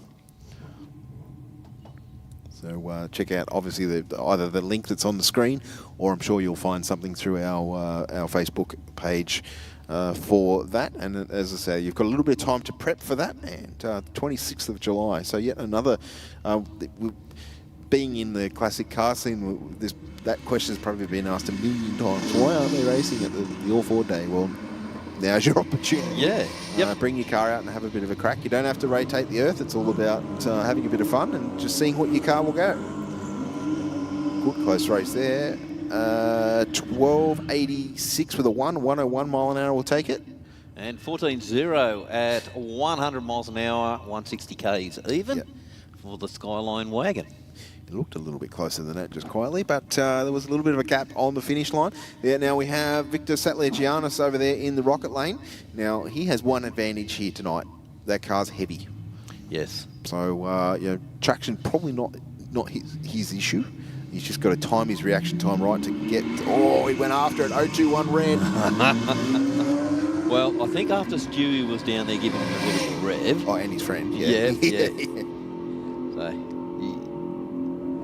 You have to throw the dice, don't you? You do, yeah. 11.23 with a 5. 135 miles an hour will take the win for the Falcon to a 12.08 with a 1 at 117 mile an hour in the rocket lane there for Victor. Well, 135 doesn't represent an 11-second pass, does it? Definitely not. We're talking low 10 there, Mark.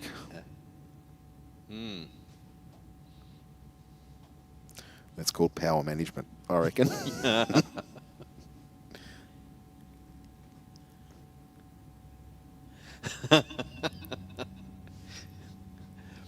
Just reading some of the comments that are coming up on our screen.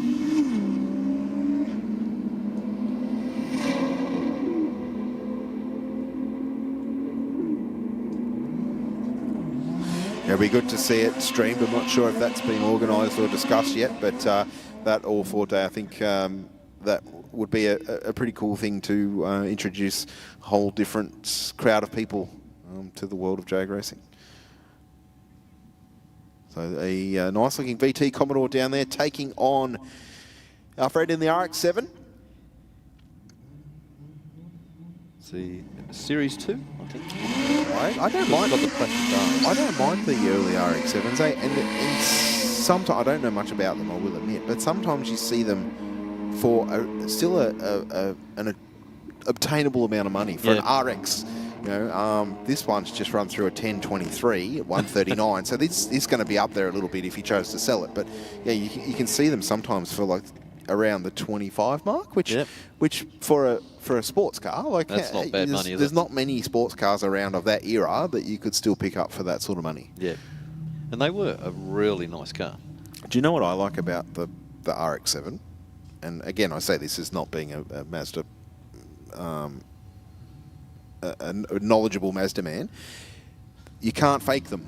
An RX-7 is an RX-7. Yeah. Right? There's only the differences in the model. It's not like other cars where you can put different badges on it and say, oh, it's a XYZ, you know what I mean? And then get fooled into spending a stupid amount more money than what you should have. Yeah. Yeah, I'm into Cortinas, and I see that all the time in Corties. Oh, I'm seeing double. Yeah. Now, this is a prime example of what we're going to see at the Euro Festival coming up the end of the month. And with both cars running for 11.3s. Now, that is a pretty serious weight car to get off the start line, but it's certainly making plenty of horsepower. The Aeroflow lane got the jump, and you can hear those Audi V8s absolutely roaring down the quarter mile here at Sydney Dragway. 11.1, Adam, yes. The Fisco in the air. Look at 10.41 for the other car in the rocket lane. He's wound the boost up or fitted a Siki nitrous kit or something. If he was going for a 10.4, 11.3. Yeah, he's just bypassed the 11. Yeah. That's the panic button all the way down, or the scramble button all the way down, I reckon. Someone's been cheating. Snuck in some. Snuck in some extras. Yep. Oh, what? There's a third turbo under here? I didn't see that. Who put that there? Who put that nitrous under that? 11.1. So both cars well under their expected ETs. Just goes to show that conditions out there are prime for making horsepower, and being all-wheel drive. Yes. Definitely, certainly would have helped getting the traction down there. Another Skyline down there in the rocket lane this time around. And the VL Commodore right beside him. Paintwork on that R35, very, very shiny. I wouldn't mind betting that that's had a ceramic coat or two or more. We've got the G-Pack Tirana down in the burnout box. The R35 away first with a 1.9, 60-foot. The VL coming to life at about 100 feet. Yeah. And a 10.64, 139 mile an hour out of the 35. Oh, 14.0. Wow. 134 miles an hour. Yeah, I think that's an example of boost loading off the start line market. Isn't it? We could just hear it on the track mics, but you can see the fume or the warm air coming out of the exhaust pipe, and that didn't become noticeable till about 100 feet out. Yeah, just mid-track, you just seen how much power it was bringing on, the way the car was moving around as well. Yeah. Jeez.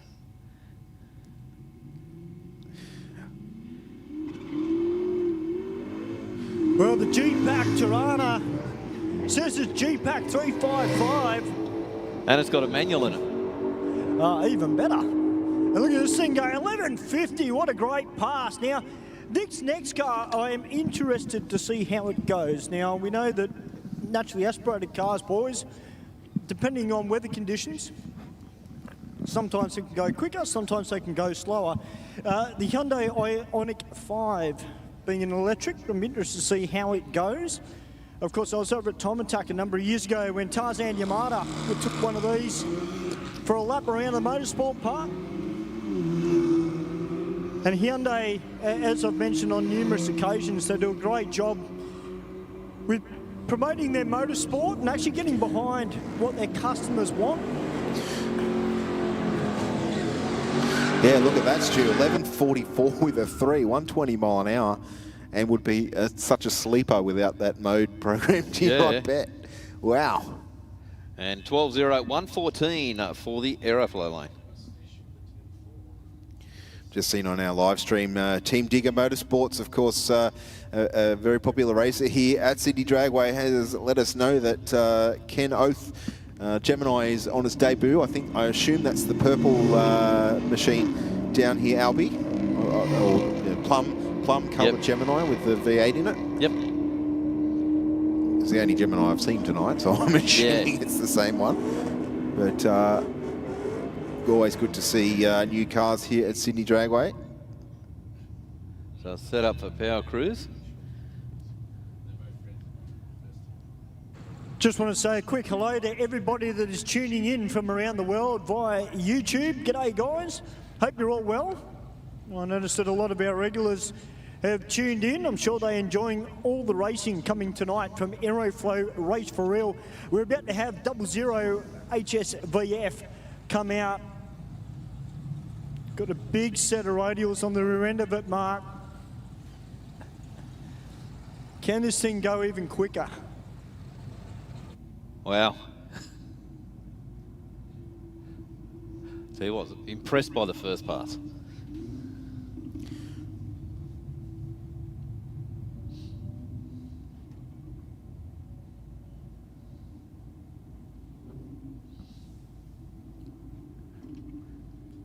Okay, the Commodore just rolling back out.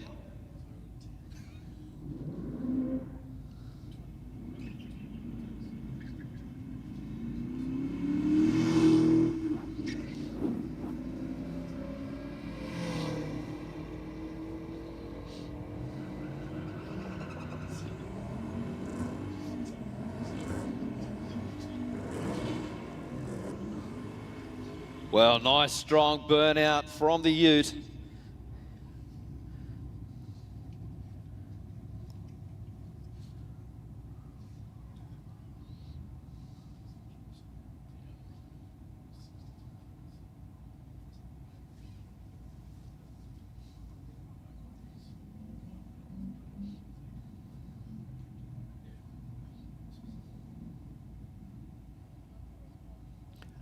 Both cars now locked in.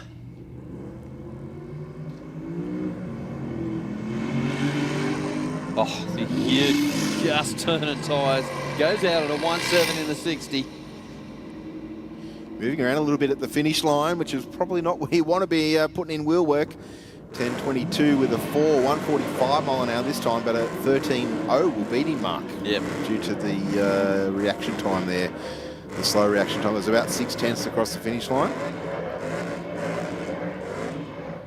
A couple of big pedals in the burnout there for our Mercedes racer in the Aeroflow lane. Not being the friend of the rear tyres, that's for sure. They're probably some expensive sports tyre too, I'm betting. They were. Yeah. He's running on the theory if you shorten the tread down, it becomes more like a slick, right? Yep. Just buffing them down, isn't it? Yeah, that's the solution.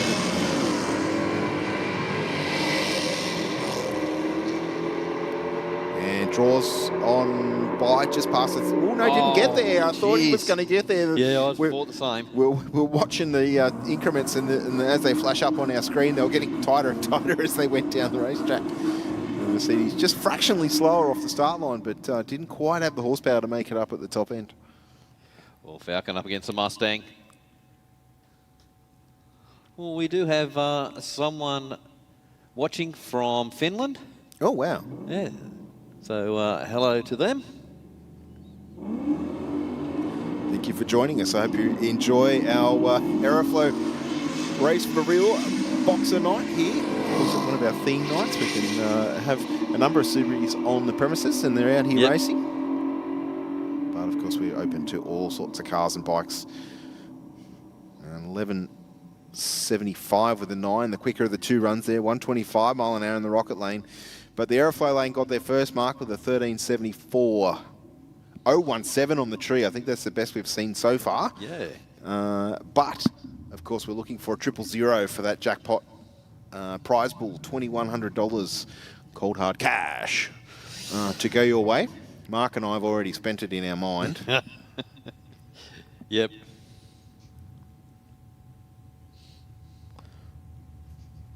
So I know Mark's got a car in the build, or a car that he's tinkering with, so he's probably spent that several times over. Yeah, it's up on stands and... Oh, okay. Yeah, 10 times over. Yeah. Yeah, but of course, we need to push him to get out there because he's not going to do it up here. Well, I've been waiting on the diff, so I'm waiting on the axles to come over from the States. Oh, okay. So you might be waiting a little bit of time then. Yeah. Okay. Well, you'll just have to save your bickies while you're not able to drive it and work out other stuff that you need to fix. Well, while it's on stands, I can't break it. Good point. Hey, Mark and Steve, we've got a first-timer that's coming out in a maroony red-coloured Forester. Yes. He's just told me he's just driven up from Goulburn. Oh, wow. That's keen. Excellent. That's keen and awesome. Yeah, he used to live here in Sydney, and he moved down to Goulburn, and yeah, he's up here tonight for a run in his Forester. Well, I used to have the drags down in Goulburn at Wakefield. Yep, used to do the 8th mile. down the main street, I'm guessing. Me and Galvo went down there for a while commentating. Yeah, okay. That must have been a fair while ago. It was a fair while ago. Yeah, it was good meetings on a weekend. Pair of Zibbies on the start line now. We've got a 6:45, the better reaction time going to the Forester in the rocket lane here, the silver machine. But the Aeroflow, I think, has had a bit of work done. Out in front, running a 13:48 with a 600 mile an hour. Nice. And, yeah, good pass. 14.4 at 96 miles an hour for the rocket. Another couple. Pretty close in speed. We've got the earlier model Subaru, I think a Mine 99 there in the Aeroflow lane. Big squirm off the start line and stepped almost a car width sideways. Our friend from Goldman, not too shy, considering he's got to get home. That thing's been worked on a little bit too, I think. And an 11.76 with a 131 mile an hour mark. I think it's had a lot of work done to it. Yeah, that's got an Aeroflow turbo or two under the bonnet, I think. But fantastic to see. Yeah, wow. 13.3 for the Rexy in the rocket lane, but yeah, it actually was sitting fairly good on the track. It did. I think maybe it has some suspension work going on there too, but our attention was drawn to the one in the rocket lane due to the big step that it had on the start line, but our maroon one from Goldman, it went straight as a die. Good close race there, and a 12.24 with the 2. We'll take it, Mark. 110 mile an hour. And 12.7 at 108 miles an hour for our Aeroflow lane. Well, I don't know about you boys, but I'll tell you what, it is always encouraging when you're down here in the staging lanes and you see cars here with an FT on it being first timers. It is great to see some new people coming out and having a crack at drag racing, particularly off-street drag racing.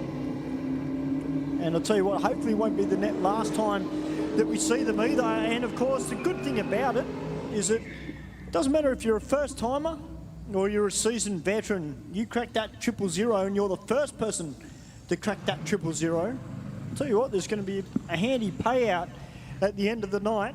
Well, Mark, we got one of your favourite cars about to come out, 00 Gambler. Oh, really? Back out again? Yep. Yeah, he's just about to come out. And I just had a quick chat with the gentleman out the back who's got the blue Commodore FOR 8 litre.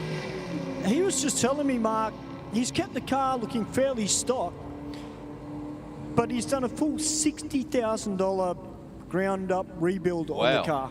Okay. So he wanted to keep it looking stock, but everything else underneath it has been upgraded. He said it started with Nolothane brushes, as you do, and then it just kind of spiraled out from there. I don't mean to laugh, but it's a car thing. It's absolutely true, isn't it? Yeah.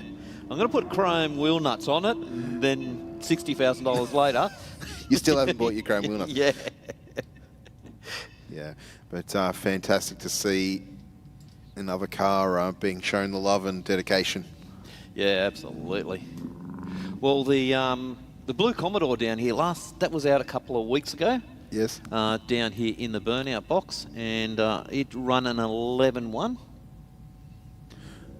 So certainly not too shabby for a street car. Hasn't had a lot of work done to it. So supercharged LS in there. Well, having the supercharger on top certainly will aid that. Yep. So he's chasing the 10s. And then when he gets there, he'll chase a 10.5. Yep.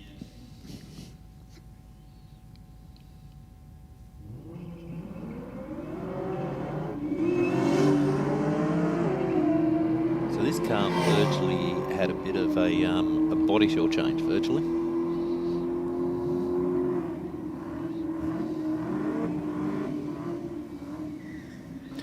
It's a YouTube car. Oh, okay. And I watched it pretty much on the way through the whole build.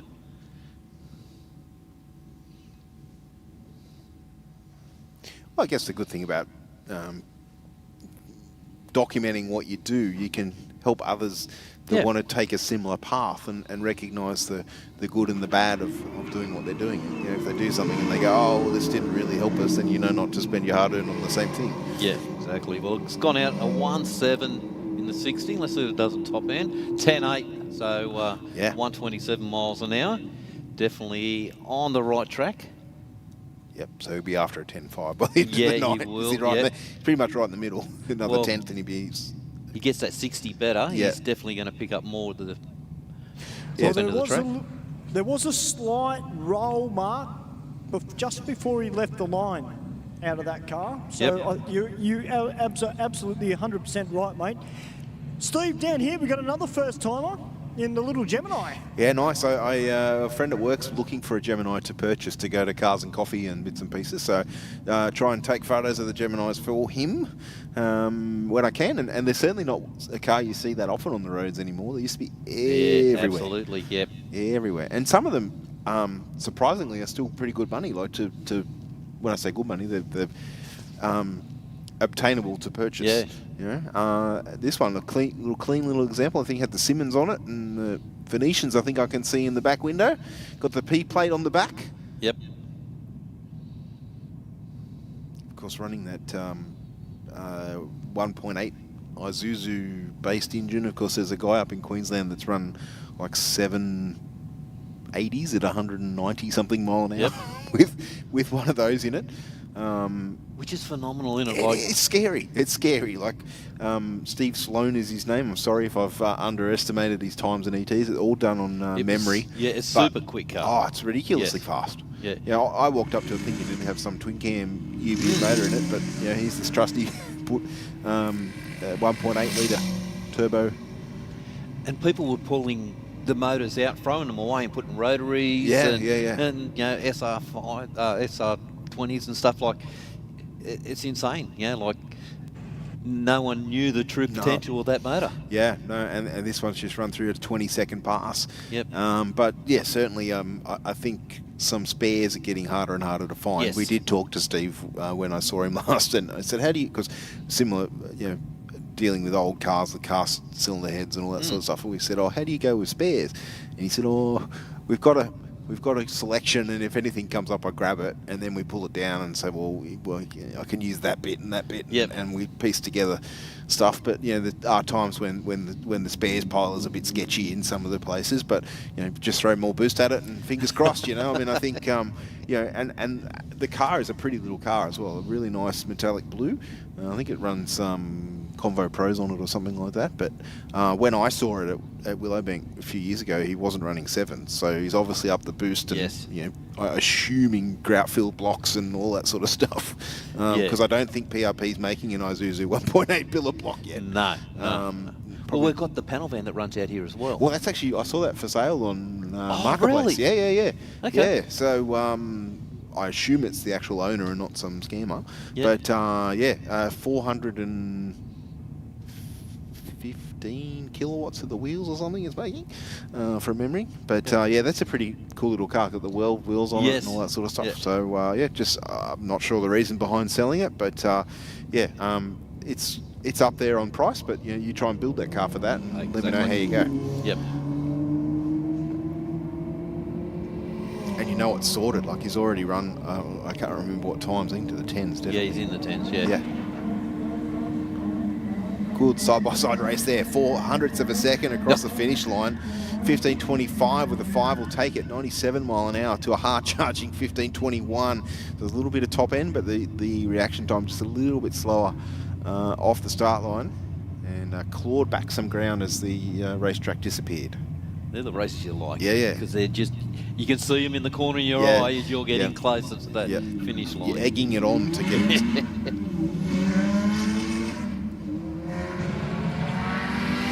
Seaboy's ready to get a little bit loud. Now, what did Joe say? He was going to run an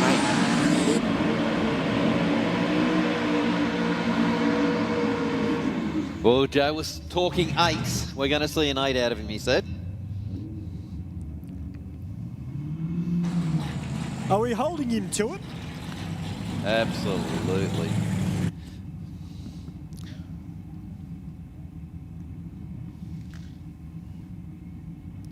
And Ross right beside him in the Falcon.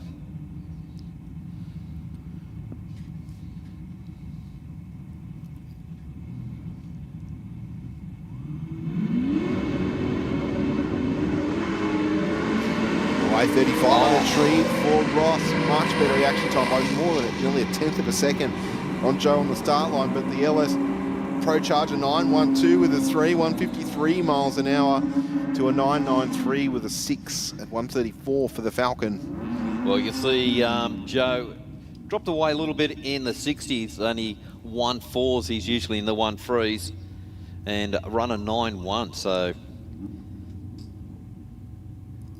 yeah, I think obviously the 60 foot's pretty crucial to getting a good ET and good speed. It's very difficult to make that up. Of course, we're only playing over 400 metres, and I'll use the word slingshotting yourself away from the start line to that 60-foot mark allows you to build from a much better point. Yeah, it does. Yeah. Especially around the 1.3s, like that's top end of the track. That's going to give him into a fairly high 8. Or 010 on the tree for Danny Stoudemire in the Falcon. I think that's the best so far, but it's not a 000 yet. You've got a fraction more work to do, Danny.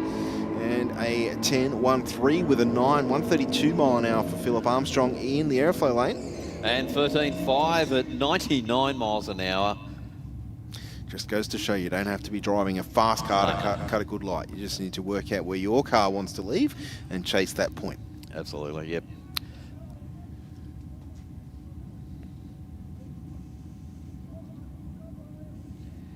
Yeah, it's definitely a lot with knowing your car.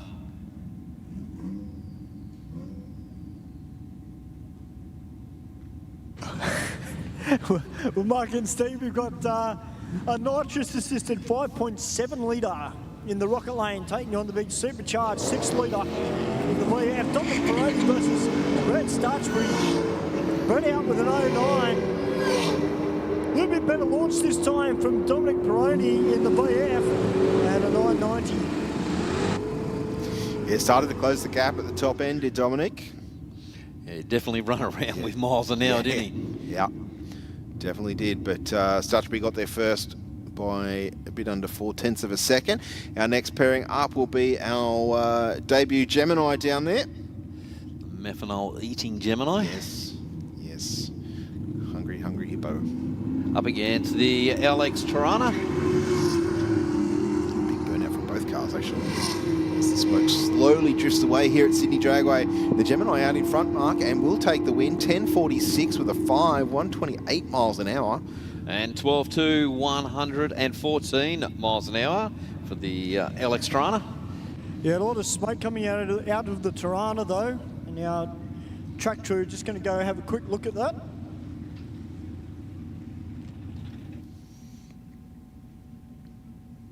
Yeah, I must say that we couldn't really see a lot. No. Smoke still drifting across the track. Was disguised by, you know, our view, I'll say, is a little bit different. Adam's just parting the smoke with his hands, like swimming through it. It's not quite as clear as what the live stream indicates when we sit in our commentary box.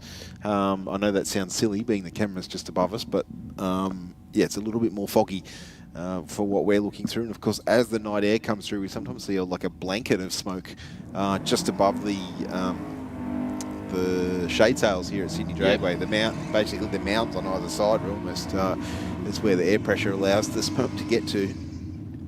But the track deemed all clear. And we've got Brian out of Sig down there in the VH Commodore taking on Sammy Joe in Brian's car. They've done a musical chairs down in the Dialed In Racing team tonight. So we've got a bit of a question there. Are these all street legal? I'm not sure what the lead up to it was. I'd say the majority of them are. There's a couple of cars that are not registered, but I'm sure with not too much work they would be able to get registered. I'm not going to comment which cars are and which aren't, because I don't want to offend anybody. And obviously, if it's an older built car, then you could get away with engineering different power plants 20 years ago to what you can now. And if the owners stayed true and kept the registration going, then by all means it's street registered. I'll tell you what, boys, I wish we could have microphones on right on the start line at the moment. These dark side Harleys, they sound sensational from down here on the deck. They sound pretty fat from up here too. Yeah, mate. We're getting the same vibes up here, Stu. Don't worry about that. This one ran a 9.9 earlier tonight, if it's the same bike. And I'll tell you in about 5 seconds if it is. Yep. Well, big lean over to the right. The bike hunting the centre line. I think out of the throttle now and going, you know what? No, I'm just going to back out of this. Still runs on through for a 13.5 and a 10.29 with a 0.104 in the Aeroflow lane. So even on the street tyre, the thing didn't want to go anywhere. We talk about the top bike riders being crazy and trying to get to steer those machines with a 3 foot wide square edge slick on the back. Yeah, that rider that Stu interviewed before had a little bit of drama. It didn't want to turn over to the right, and of course I've never ridden a bike. I dare say you don't actually pull the handlebars, all done with weight transfer. Pretty much, yeah. And I guess the issue with that is stance, because your feet are out in front of you. Your balance is probably a little bit different. Yeah. Centre of gravity shift as well. Not a bad run from those two riders. 10.35 with a 4, 137 miles an hour to a 10.98 with a 3 at 125 in the Rocket. We got the little Honda 650 down here in the Rocket lane.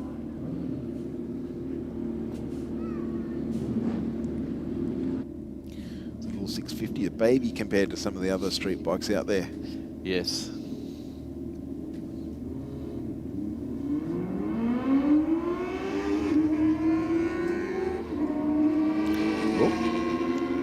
No tree activated there. I don't know. Oh no, beg your pardon. Never mind me. I looked up and the green light was already gone. 15.19 with a 123 mile an hour in the Aeroflow lane. And 113 miles an hour.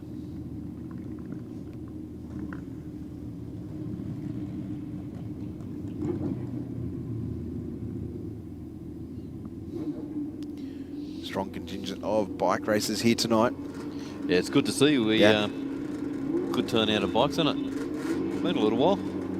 Well, they just throw a little bit of interest. I mean, I don't deny the fact I don't know a lot about motorcycles, but certainly they provide good racing, plenty of high speeds, and of course you want to go fast out of the box. Bike's the way to do it. 9.92 with a 6, 146 mile an hour for our rider in the Aeroflow lane. Thank you very much. And 10.7, 120 miles an hour for the Rocker lane. That's about 146.78 mile an hour quicker than I'll ever go on a motorbike. We've got this Kawasaki down here from Digger Motorsport, sponsored by Brock's Performance. 9.44 this bike has gone. Digger Motorsport, another one of those racing teams that's getting bigger and bigger. The recruitment drive is on. A bit like Dialed In Racing, every time they show there's another. Is this what we got? Oh, that is what we want. The rider in the Aeroflow lane has cut a 0.000 reaction time in the Aeroflow lane there and runs on through for an 8.82 with a 2 at 156. Racer number 8139, Mark. Now, of course, we just need to make sure that is a bike that meets the category requirements, i.e. that it's not a race bike, because it does need to be something that is registered. Hey. Hey, Stu, we might get you to come up for a sec, mate. Thanks, bud.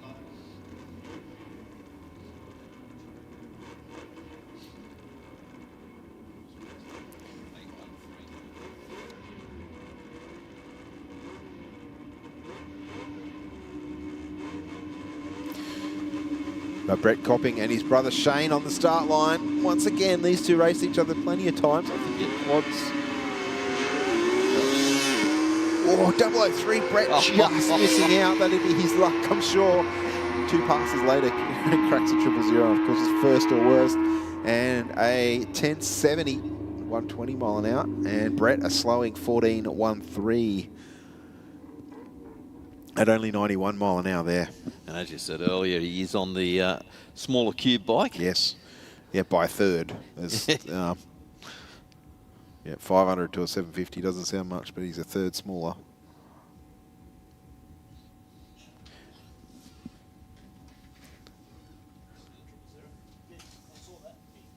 Next up, we've got a pair of minis doing battle once again. I think these two raced each other at the start of the night. Got our K-swapped mini in the Aeroflow lane again, taking on Mr. Muscat there down in the Rocket lane.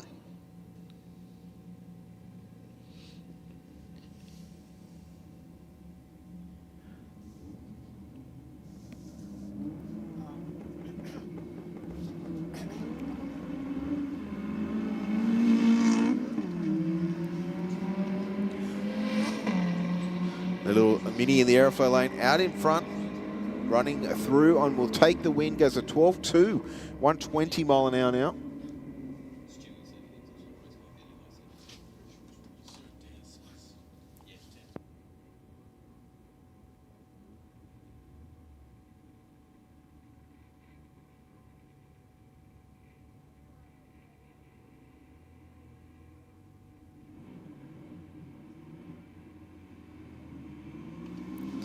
Our next pair away from the start line. The VW down there taking on the Cortina. The Cortina in the Aeroflow lane. These guys have been side by side all night long. Yeah, they have. Cortina doing its thing. 1666 with a 785 mile an hour. And 15.4 at 90 miles an hour. I know I'm a little bit biased, Mark, but there was a dragster up at Willowbank that I only saw do one run. Unfortunately, it was very lucky to escape a fairly big incident. It was a Pinto-powered rear-engine dragster. Wow, yeah. Yeah, and in Group 2, so index racing, went 7.0 in qualifying. Yeah, on a 740 index. So, yeah, Megan, someone her name was. I think that's the same car that I've seen in a rear-engine dragster previously, but this was a new car. Like it was a pretty flash-looking a rear engine car, but as I say, went 4/10 under the index. I think there was 12 cars in Super Comp that were under the index. One of the cars in I'm trying to think what category he was in. Running for Nugget Racing in a little Corolla with a 3RZ was a second under the index. Yeah, Scotty. Sorry, man, I can't remember your name. I saw a post on Facebook and then I saw the car. I was like, yeah, unfortunately, the runs I saw weren't that fast, but in qualifying, you went a second under the index. So if all things had come together, I think you should have been taking a trophy home for sure. Yeah. But didn't quite work that way. As I said before, you got to be in it to win it. And you know, as I said, there was 11 other cars that were under the index as well. So, but such a little sleeper, this little red Corolla. Wow. Unfortunately, he did say hello to the concrete very lightly on one pass, just sort of glanced it. But yeah, pretty cool little Toyota 4-cylinder running a second under the index. It's no mean feat. Yeah. We say a second as it just rolls off the tongue. That's a month under the index. In drag racing terms, the sport that's decided by thousandths of a second in many cases. They had Victor Bray doing some guest commentary for... I did see a bit of that. For Pro Slammer, which was pretty cool. They were talking about him doing a bit of a comeback. So, really? Yeah. Okay. So they asked the crowd, should Victor come back? And of course, everybody went yes. Yeah. So the commentator's like, well, that means you've got to come back. He said, if I make a comeback, it'll be a win in Nationals. So he sounded fantastic on the mic. And I know Victor's been through a lot of health issues of late, and you know, it'd be great to see him behind the wheel again. I think if he does come back, that would be phenomenal for the sport. Even if it's just for one meeting, I think it'd be a sellout just for local support, and drag racing community would make every effort to go and support him in the team. I mean, it's no secret that there's been other issues in the team that, you know, with Marie passing and whatnot that have held him back. He mentioned something that he said that he never did a pass without Marie. his whole racing career. She was there Really? for Yeah, okay. everyone. That's pretty crazy considering he started in like super street. Yep.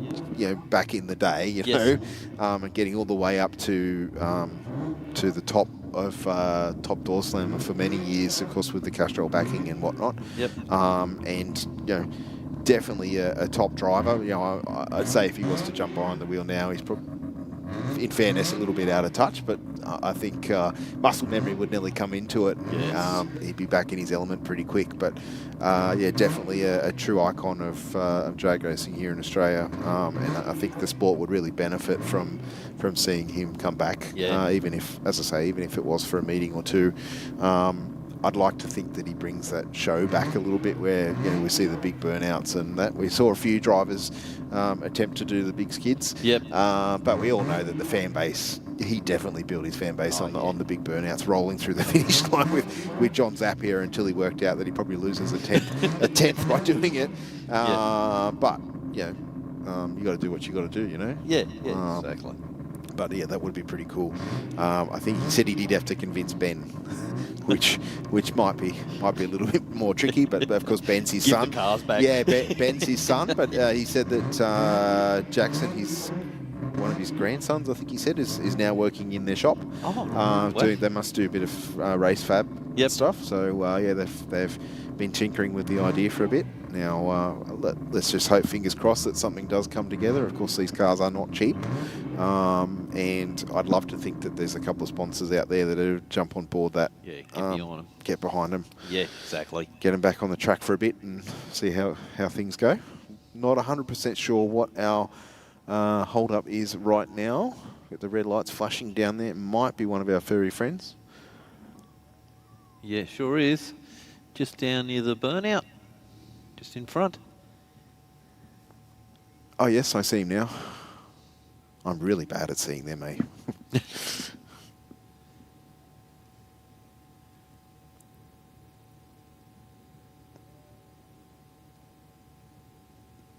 Won't be too long and they'll escort him or her where he needs to go.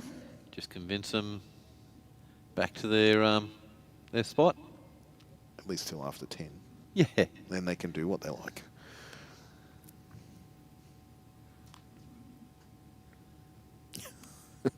Now, Nick.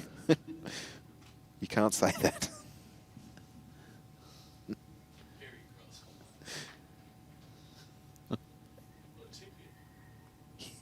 Yeah, had him. He's just practicing his tip in. He's a weekend late though. He's watched the burnouts on the weekend and wants to give it a crack. Oh, this looks fun.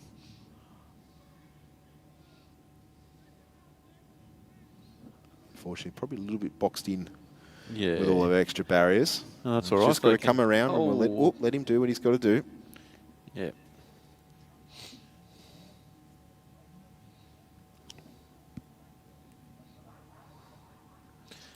Yeah, that's fair. RC car.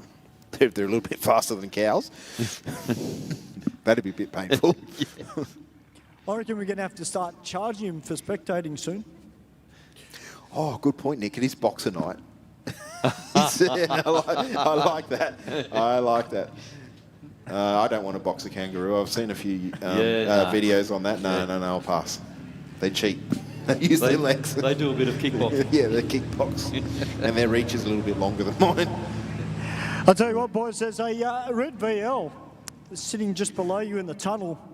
And it's got a very nice sticker on the rear end of it, powered by West End Performance. Because Sam is still very much in our hearts and his family.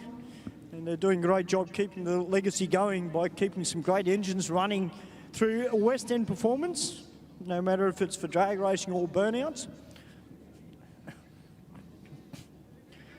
Well, I'll tell you what, we've got some great cars out the back still to come out. And a lot of people, I've got to say, Mark, compared to last week, for me, it doesn't feel as chilly. And I think that's probably because the breeze has dropped down a little bit compared to what it was last week. So that's encouraging. But if a lot of people just struggling to get their cars tuned to the start line.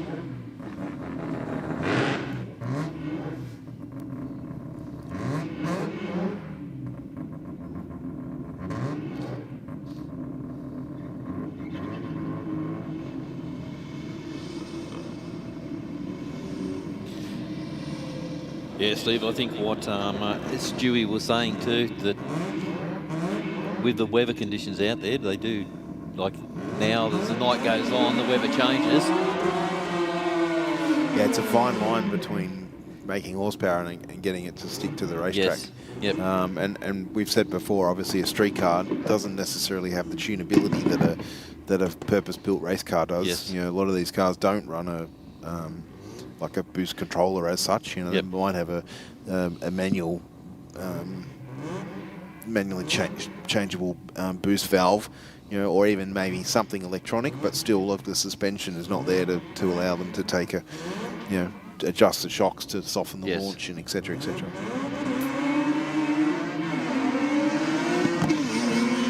Big flash of flame out of the Golf there. Well, I think he's got the Cocoa Pop tune in it. Yeah, it does sound that way, Stu. 15.05, 12.35 though out of the SIC 100 Racing RX2. That's a good pass for that car. Looks like they've got that car preloaded in the suspension as well. It sits down on the left-hand side. I'm assuming that they would have the leaf sprung rear end in it. That's what they would have had factory. Yes. I'm making an assumption. It looks really nice though. Just the late model wheels on it. They are a good looking shaped car, the RX2. The Falcon down there, or Fairlane I should say, doing a very low RPM torquey burnout down there. Just waiting for the boost to kick in maybe. Yeah. Waiting. You never know these days. No, you don't, do you? Oh, here's a nice little setup, VL to VL. A little bit of Euro muscle taking on the Fairlane down there in the Rocket Lane. Thinks the Euro car is going to take the win, Mark. I think you might be right. Yep, 11.22 with a 126 miles an hour. And 15.0, 92 miles an hour.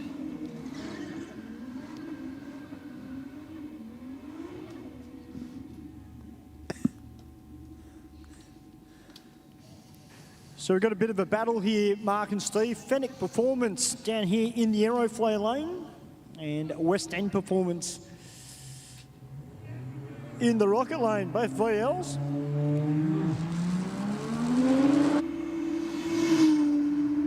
Now White Machine away, came up on boost about 100 feet out and not looking back. Yeah, the red one just nosed off.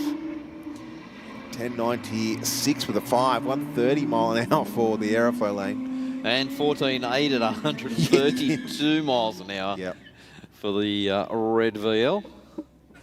Well, a nice little ripping burnout there from the little Nissan Pulsar, first timer. Great to see them out having a bit of fun. Of course, first timer down here in the Ute as well.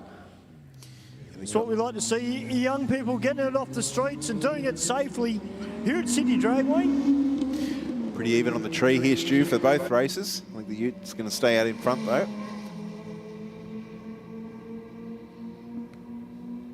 Pulsar definitely keeping him honest. The SR working hard at the top end.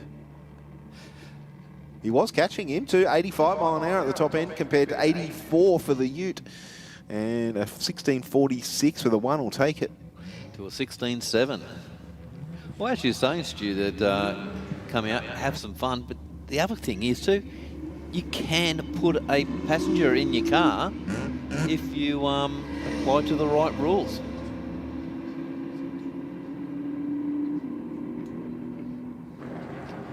I'll tell you what, that BMW absolutely smoked that R35 GTR off the line. But I'll tell you what, we've got two more heavyweights out on track now. We've got the second of our R35 GTRs out on track, taking on this Audi RS wagon. We know how quick these things can go, boys.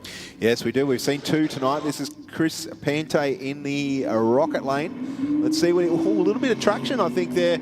Car definitely seemed to kick sideways on the hit. Was hoping for a 10-second pass. Draws up beside the skyline, still runs a 10.84 with a 135 mile an hour. There's still a little bit left in that, Mark. Wow, yeah, an 11.5, 120 miles an hour. Isn't it? What? Yeah. Wow. Seems the Audi guys are meeting and exceeding all their expectations. Yeah, I think they're just doing some testing for the Euro Day coming up here. They've got their eye on the roll racing prize money, which was what? $1,000, Adam's just told me. Wow. Yep. $1,000 to the winner of the roll racing here at the Sydney Euro Festival coming up at the end of the month.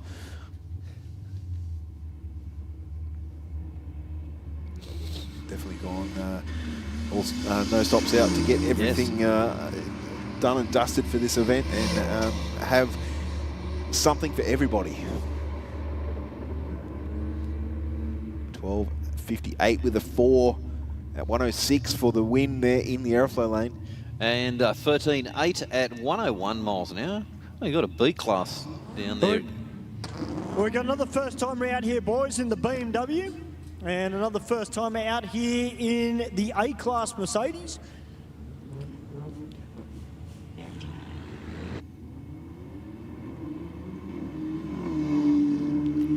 They are a quick little car, those Mercedes, aren't they? Oh, they are. Out of the box. Yep. Just been told to the 250, but still, very nice motor car. I'd certainly give it garage space if I owned it. And a 15 flat, 92 mile an hour across the finish line. And 14.2, 99 miles an hour. Well, here we go, boys. The old sparring partners, V8 versus Rotary, 13B Rotary down here in the Rocket Lane up against the big 454 big block.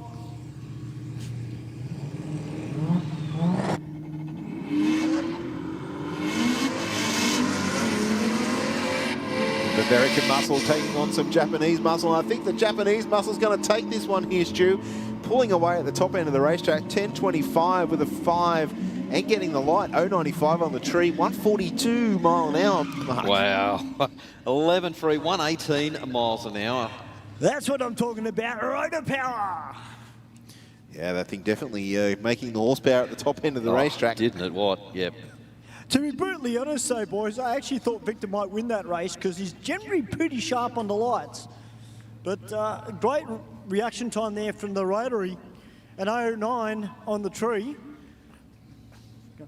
But we're about to have a battle of the Falcons. Both of them two very similar cars. They've both got radials on the rear end, the ET Streets. Now, we've got the red lights on. Yeah, there's a furry friend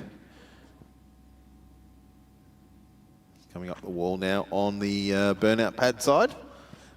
Well, I don't know who's at Sector 2 tonight, but yeah, Skippy seems to like him. Yes. I don't think it's the same one as before. He looks a bit bigger.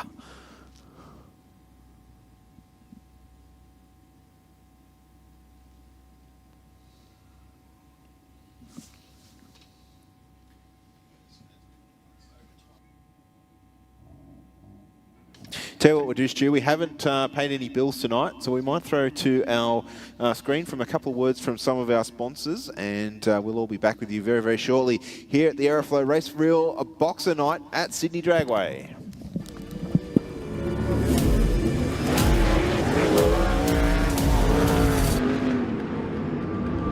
I have this incredible drive to succeed. I've just got this ambition, I want to get on the podium. I think there's a lot of people that have an older mentality and don't think women belong in motorsport, and that's one thing I'd like to prove a lot of people wrong. It's you in the car and it's your ambition and your drive to win. As soon as that helmet goes on, that's it.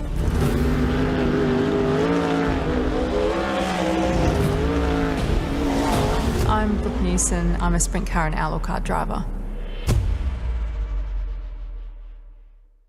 Building a street car through to a race car? Be sure to think of Aeroflow Performance. The ever-increasing range that started with just hose, fittings and fuel system components has grown to include boosted turbochargers, bang shift shifters, X-Pro ignition and electrical accessories, Bosch motorsport products, fabrication parts, as well as driveline and engine components. With an exceptional distribution network and inventory, Aeroflow products are always within reach. With more to come in the future, be sure to keep an eye out at aeroflowperformance.com. Heavy Duty magazine is the proud sponsor of Sydney Dragway Street Bike. Editor Mick Withers is a long-time racer and supporter of this entry-level bracket. Heavy Duty is Australia's #1 Harley-Davidson magazine, with road tests of new Harleys, features on wild customs and tech articles from riders with grease under their fingernails. Heavy Duty is also proud to sponsor modified bike champion Sean Ricketts, upcoming junior drag bike racer Anastasia Lucky, and modified bike racer Peter Bartlett. Grab your copy of Heavy Duty magazine from heavyduty.com.au.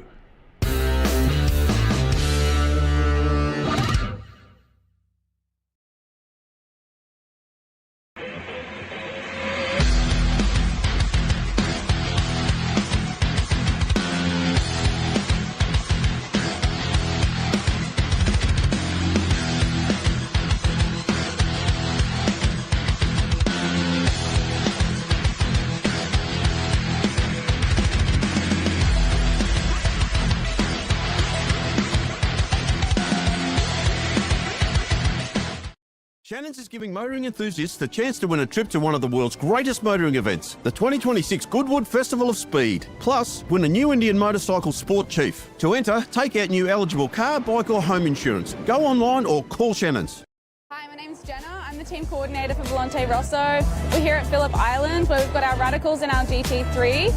They're currently out on track and they're the champions of the weekend. However, we wouldn't be here without our partners Pack Lease, who are the real heroes who help us get here.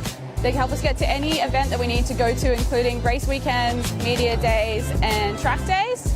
We've been partnered with the team at Pack Lease for the past 3 years and we couldn't think of anyone better who we want to do this with. They get us from A to B and to every racetrack and every event that we need to go to. They are so...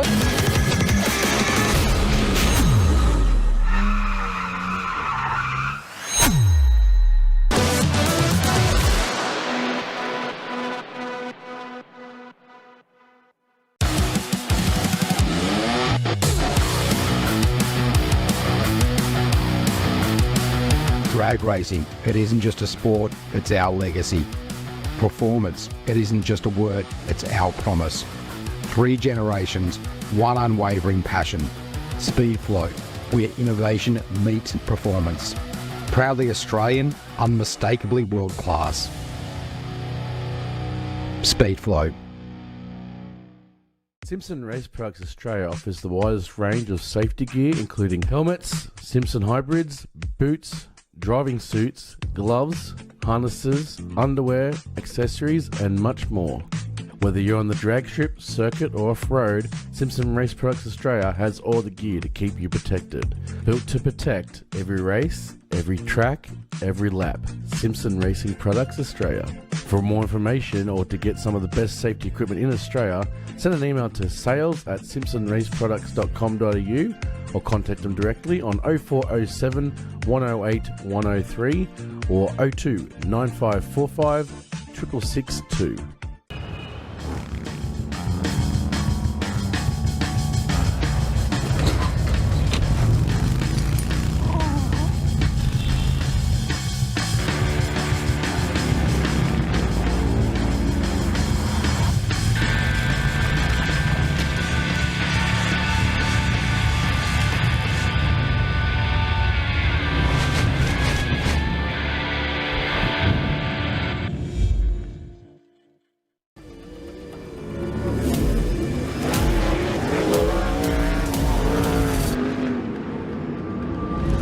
This incredible drive to succeed.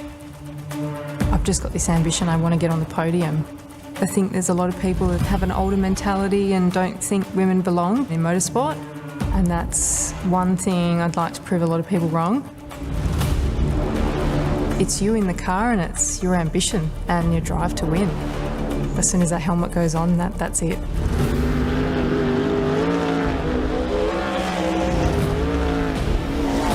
I'm Brooke Newson. I'm a sprint car and outlaw car driver. Street car through to a race car, be sure to think of Aeroflow Performance. The ever-increasing range that started with just hose, fittings and fuel system components has grown to include boosted turbochargers, bang shift shifters, X-Pro ignition and electrical accessories, Bosch motorsport products, fabrication parts, as well as driveline and engine components. With an exceptional distribution network and inventory, Aeroflow products are always within reach. With more to come in the future, be sure to keep an eye out at aeroflowperformance.com. Heavy Duty magazine is the proud sponsor of Sydney Dragway Street Bike. Editor Mick Withers is a long-time racer and supporter of this entry-level bracket.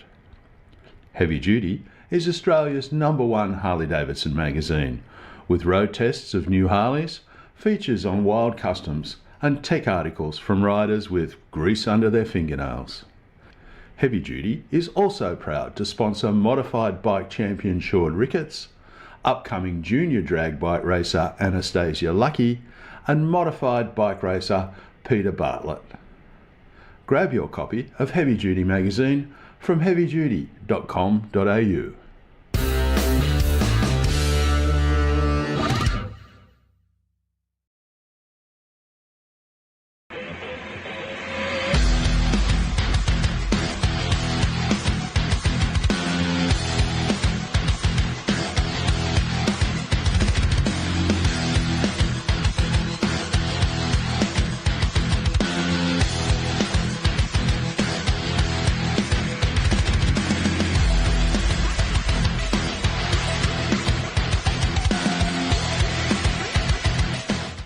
Shannon's is giving motoring enthusiasts the chance to win a trip to one of the world's greatest motoring events, the 2026 Goodwood Festival of Speed. Plus, win a new Indian motorcycle sport chief. To enter, take out new eligible car, bike or home insurance. Go online or call Shannon's.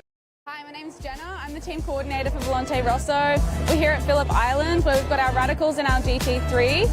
They're currently out on track and they're the champions of the weekend. However, we wouldn't be here without our partners Pack Lease, who are the real heroes who help us get here. They help us get to any event that we need to go to, including race weekends, media days and track days.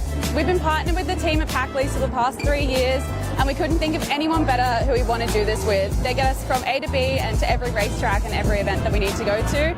They are so extremely helpful with everything that we need and we love being partnered with them.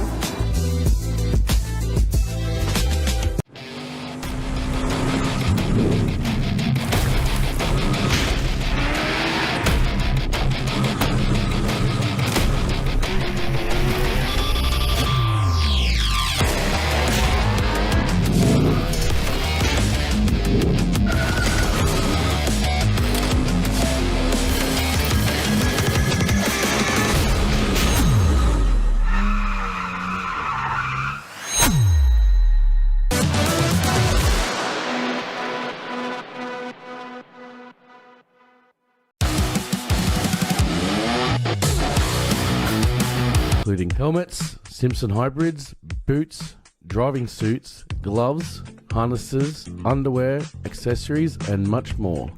Whether you're on the drag strip, circuit or off-road, Simpson Race Products Australia has all the gear to keep you protected. Built to protect every race, every track, every lap. Simpson Racing Products Australia. For more information or to get some of the best safety equipment in Australia, send an email to sales@simpsonraceproducts.com.au or contact them directly on 0407 108 103 or 02 9545 6662.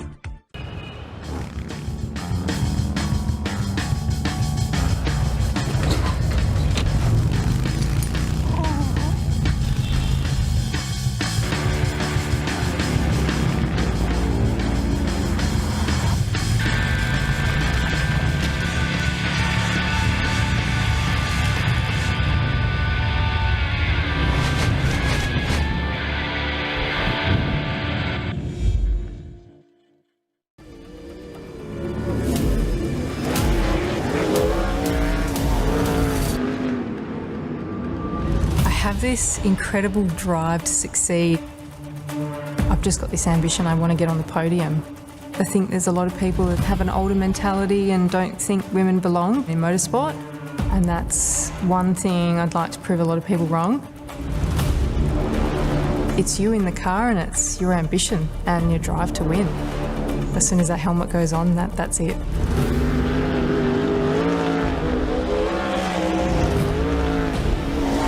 I'm Brooke Newson. I'm a sprint car and outlaw car driver.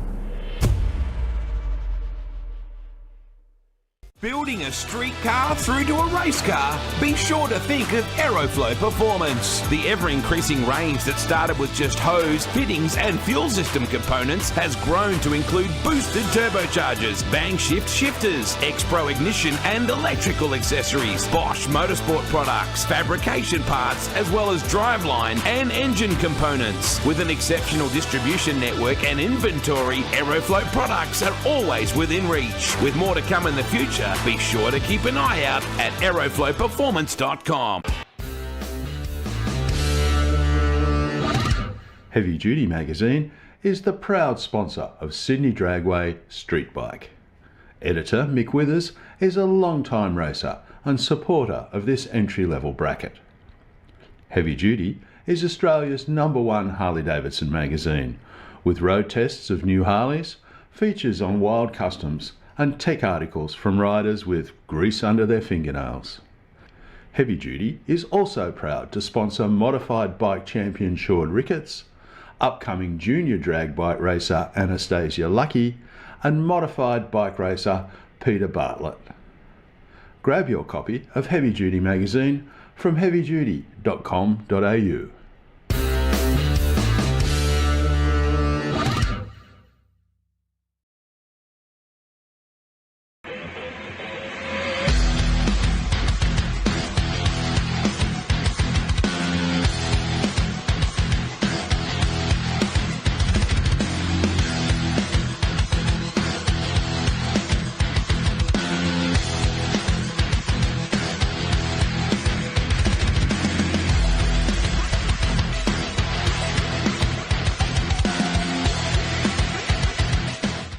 Shannon's is giving motoring enthusiasts the chance to win a trip to one of the world's greatest motoring events, the 2026 Goodwood Festival of Speed. Plus, win a new Indian motorcycle sport chief. To enter, take out new eligible car, bike or home insurance. Go online or call Shannon's. Hi, my name's Jenna. I'm the team coordinator for Volante Rosso. We're here at Phillip Island where we've got our Radicals and our GT3. They're currently out on track and they're the champions of the weekend. However, we wouldn't be here without our partners Pack Lease, who are the real heroes who help us get here. They help us get to any event that we need to go to, including race weekends, media days and track days. We've been partnered with the team at Pack Lease for the past 3 years and we couldn't think of anyone better who we want to do this with. They get us from A to B and to every racetrack and every event that we need to go to. They are so extremely helpful with everything that we need and we love being partnered with them.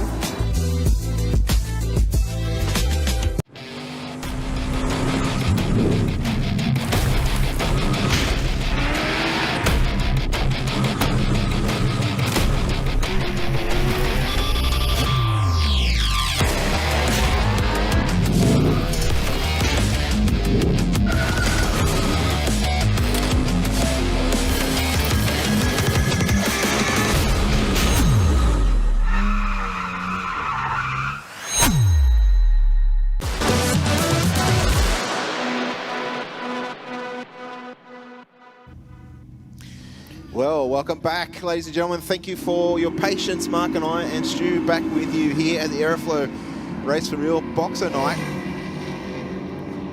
Had some pretty fantastic runs here tonight, and this one, 081 on the tree for Philip Armstrong, runs on through for 10.17 with a 9. What are we pointing at? He's got it fixed. The Utes back. Yes.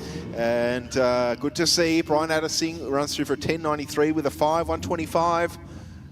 Mark had his pointer finger out there. We thought you were going to do burnouts and get the limiter finger happening. And of course, Eden Abella down there in the rocket lane broke a CV joint or similar on the first pass tonight, and he's managed to get the thing fixed. Yeah, in record time. Yeah, I dare say the Area 51 team along with the dialed-in racing team, pretty accustomed. Oh, that one's, you're just working it out, letting it in.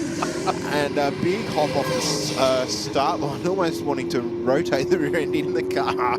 Not particularly good, but a 997 with a 146 miles an hour. Even just letting out his frustrations on that car for letting him down earlier tonight. A 965 with a 146 mile an hour for the car of Dominic Peroni, I think it was, in the other lane, looking at his licence number. Got there first. Very similar speeds, though. I didn't think Aiden had gone 146, but wow, those turbo cars must be making bulk horsepower at the top end of the racetrack. Of course, Dominic's supercharged, but the principle's the same. Yep. All right, Sammy Joe Johnson in the Aeroflow lane. Partner Brian's car down there on the start line. As we said, the dialed-in racing team playing musical race seats. All right, moving back into our two-wheeled races, and we've got that Dark Horse Racing Harley down there in the rocket lane. Let's see if he can get a full pass in this time, Mark. I think he's lined up a little bit further over to the right this time. Yeah, he has. Yep. Just to give himself a little bit more room. Obviously, the bike wanting to turn to the left. We saw him nearly take out the centre line last time.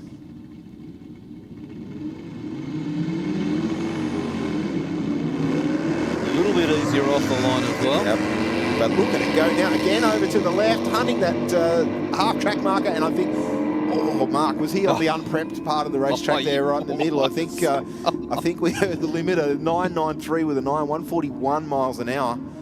Wow. 12-1, 114 miles an hour for the Aeroflow lane. It's just so torquey, that thing. It just drives him across the track. Could you imagine it with a big square tyre on it? Oh, yeah.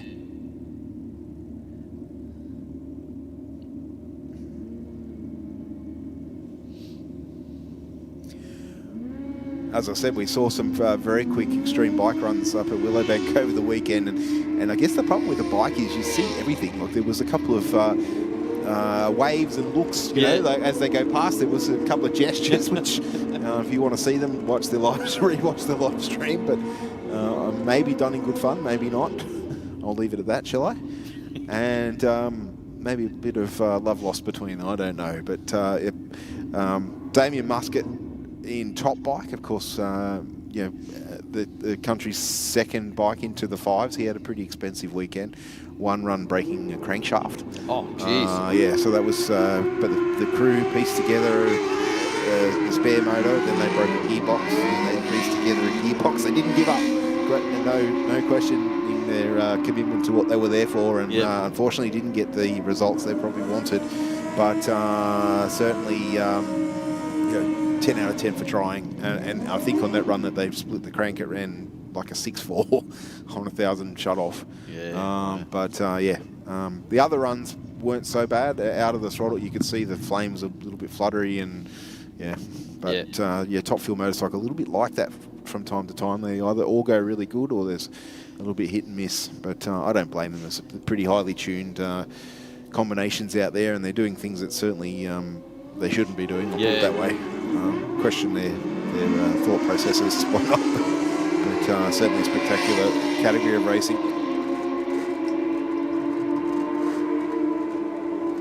Good side-by-side race there. 993 with a 146 mile an hour in the Aeroflow lane.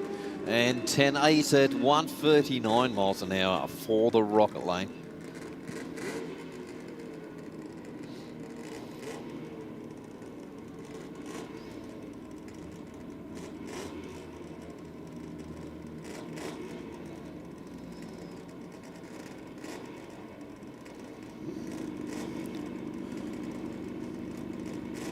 The burble of the two-stroke in the background.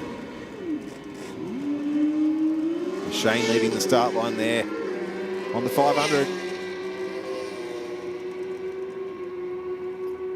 Not sure if he's out of the throttle, but the Aeroflow lane running away with a 10.19 with a 154 mile an hour. Yeah, I don't think Shane's night so far, as we watch Brett get all crossed up in the burnout in the Aeroflow lane. There's a bit of opposite lock going on with his motorcycle. I guess the beauty is the tyre's not massive, so it's probably not going to grab as much and want to throw him off it. You try and do that with a big slick, you'd be asking for trouble, I reckon. Yeah, he just froze the bike round like it's just like a postie bike. 167 to the 60. 6.6 to half track at 105.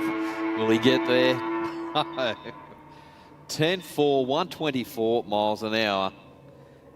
To a 10.35 with a 3 at 143 for the right end of the rocket lane.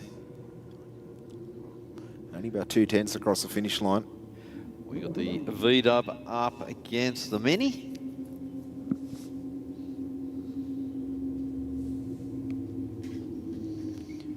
Oh, went for the light there. 044 red for Dave in the Cooper. 308 there for the VW SUV. The Cooper's going to take it though. Oh no, he didn't. It's hard with that timer missing in the middle there. Yes, indeed. 15.3 at 90 miles an hour for the Rocket Lane. And 15.9 at 86 miles an hour for the Mini. BMW up against the Cortina.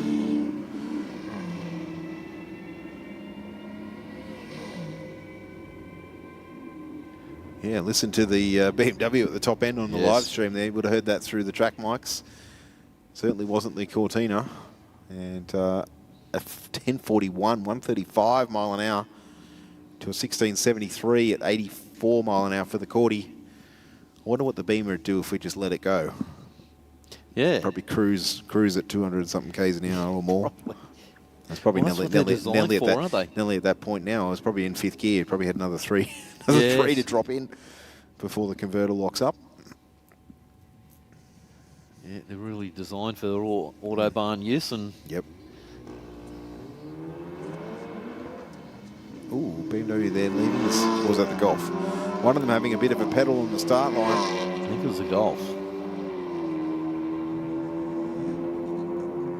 Coming home strong, 129 mile an hour, round up there, 129 mile an hour, 11.94 with a 6 to a 13.72 mark at 99 for the car in the Rocket Lane.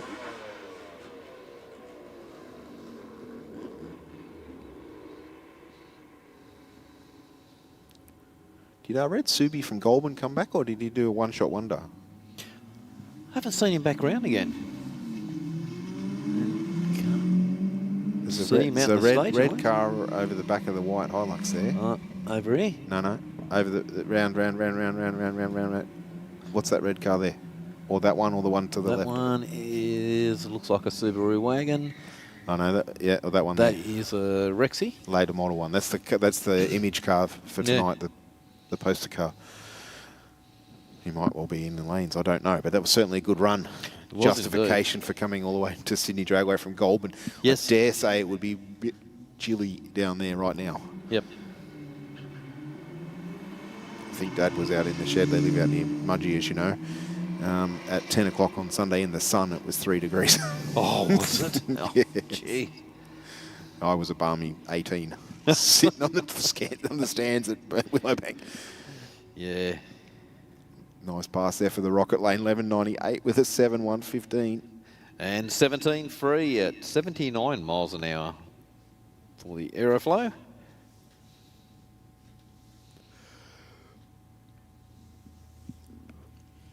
Just a little bit of a light mopping down there on the start line. He's getting a bit of condensation now out of the exhaust of the cars.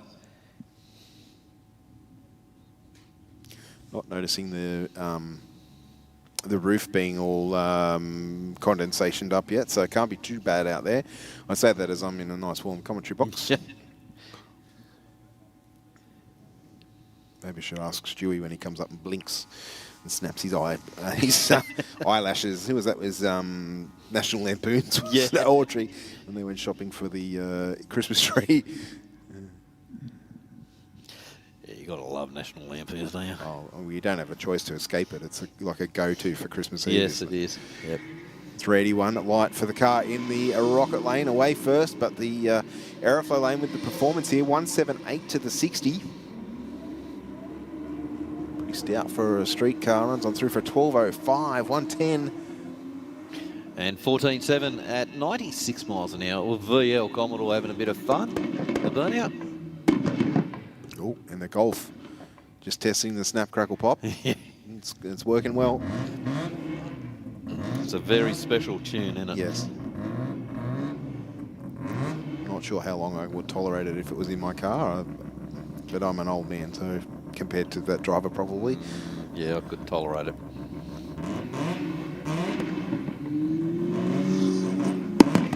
Big flash of flame now, the VTUP. And again on the shift. But the VL coming home strong, no messing about from him this time.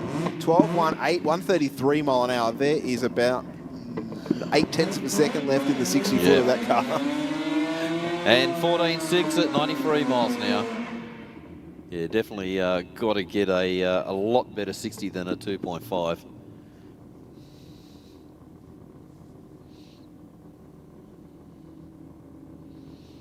Yeah, imagine what that car would be doing at a 1.6 60 foot. Yeah, be scary. Guessing maybe a low 10 or a high 9 perhaps. All right, this should be a good little battle actually, Mark. I think the RX2 probably with the performance advantage, but I dare say the Pulsar, he put up a pretty good show last time. Came home with a reasonably good mile an hour. Car's just being held on the start line for something. I think a couple of words from our starter.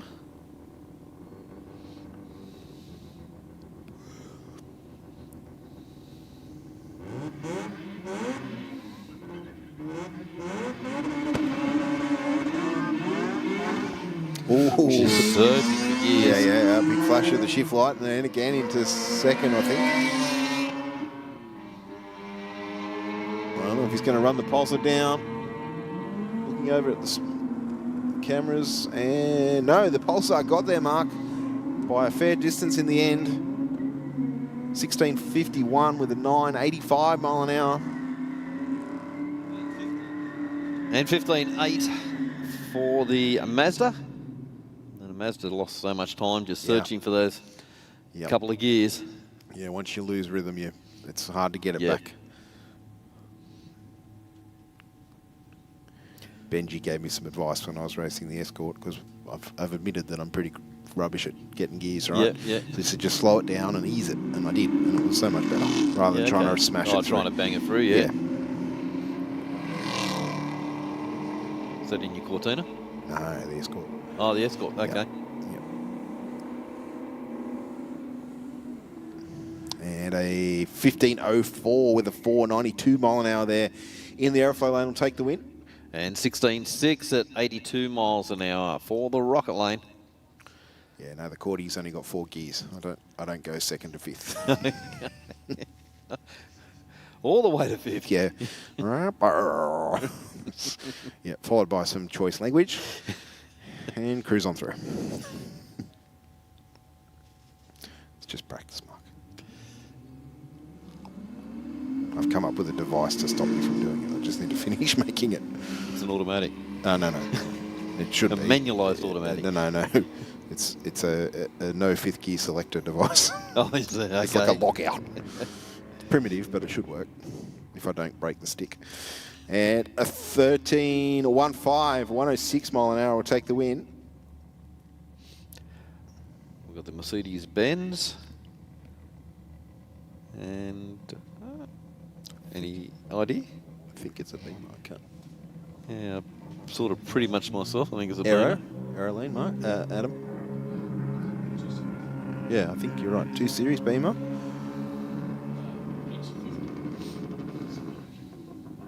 There we go. 250. A250, thank you. Oh, that's the Mercedes in the Rocket we're talking. Okay, so it should be a fairly well matched pair. Yeah. Someone told me those AMG A45s run like £30 from the factory.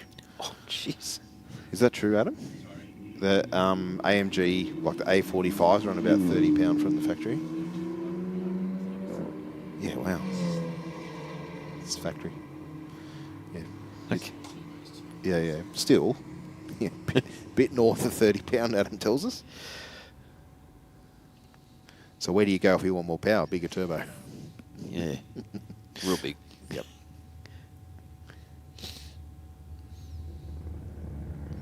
All right, our next pair.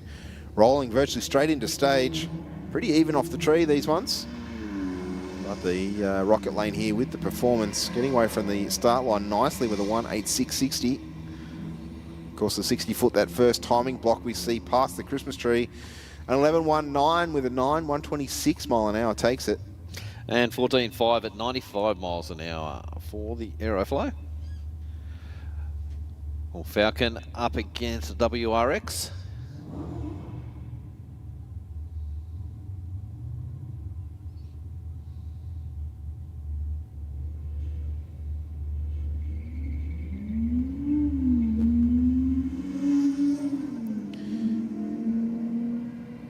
Falcon out in front.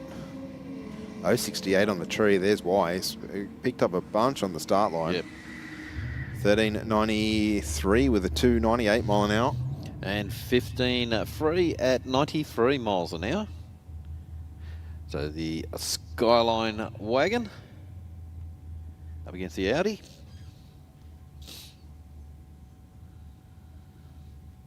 Well, Victor's going to have another go at the RX-7 after these pair.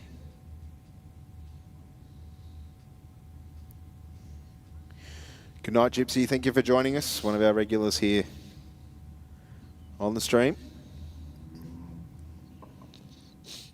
A little bit of cleanup here in the Aeroflow lane.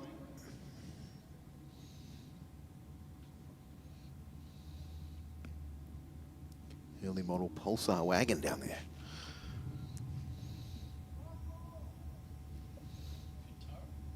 I think so, Adam. I think so. Don't see them on the roads very often here. What's that? Anymore than the Nissan long roof down there. Yep. I think the Skyline wagon. The Intara had the 4-cylinder in it. Oh, they were like a hatchback thing, weren't they? Yeah, okay. 1387 with a 0.101. That's not too bad. To a 1388 in the Aero. Picked up about 3/10 on the start line.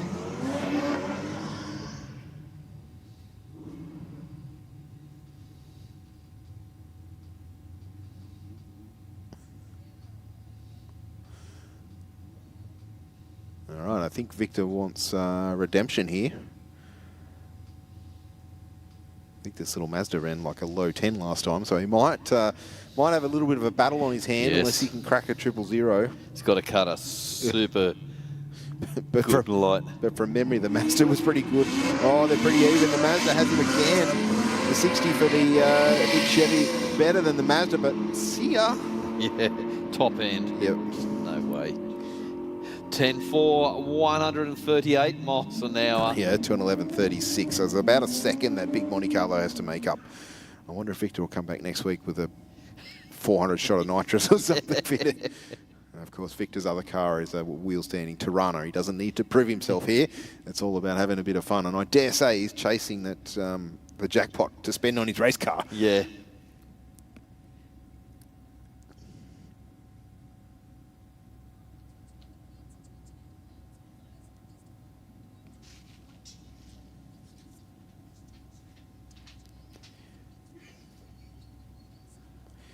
All right, we haven't seen the utility down there tonight, have we? No. First pass of the night.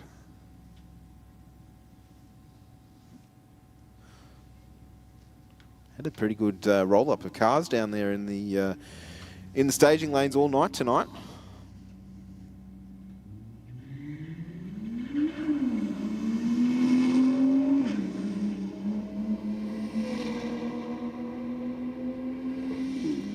Looks like the rocket lane's going to take the win here. Runs on through for an 11.70. 127 miles an hour.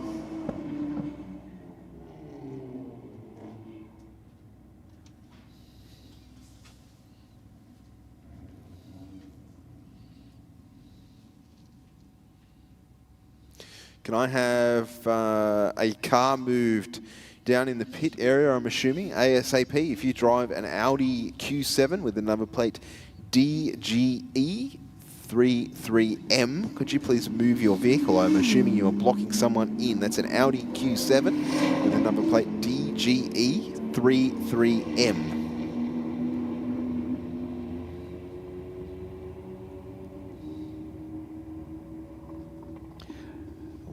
11.4, 124 miles an hour to a 12.8 at 112 miles an hour.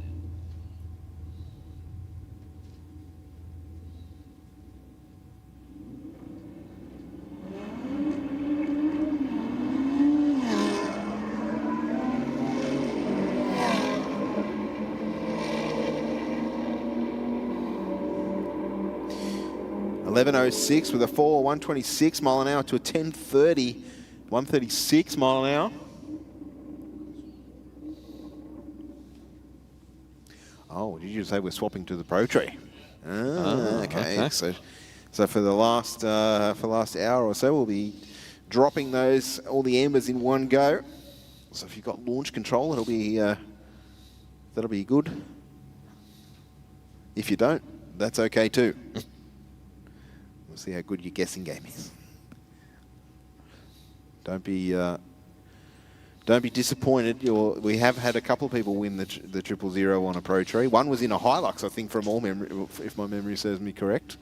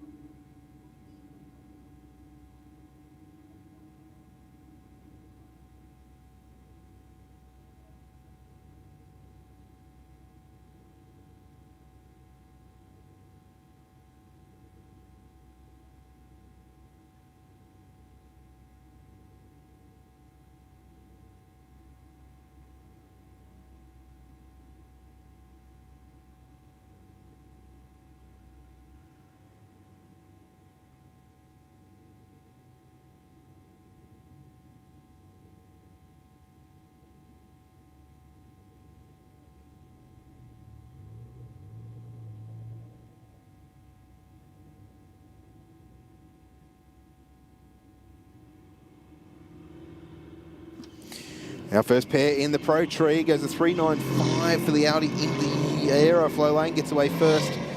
Let's see what the ET can do at the top end of the racetrack. The Aeroflow lane will take the win, 10.99 with a 6, 127 miles an hour to a 10.93 with a 5 at 135.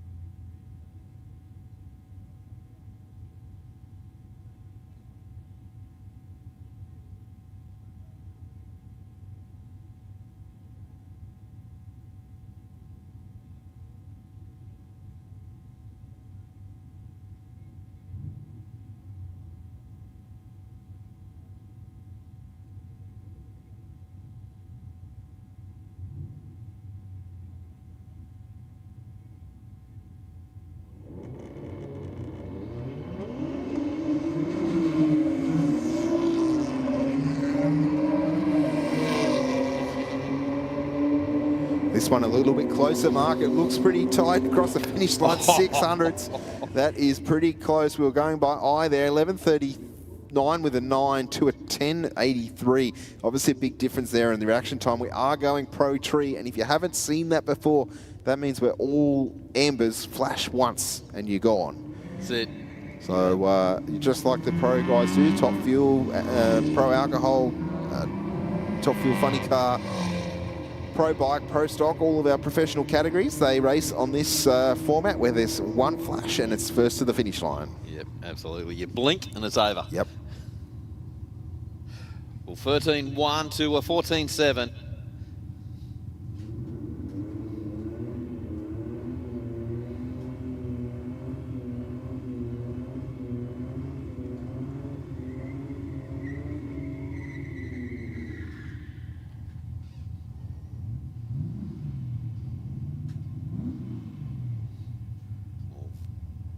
VP Commodore.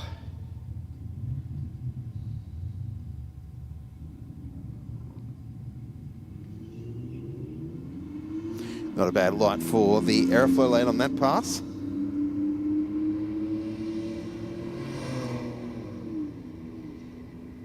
Looks like the Rocket lane now has the performance advantage and will take the win. 13.19, 102 miles an hour.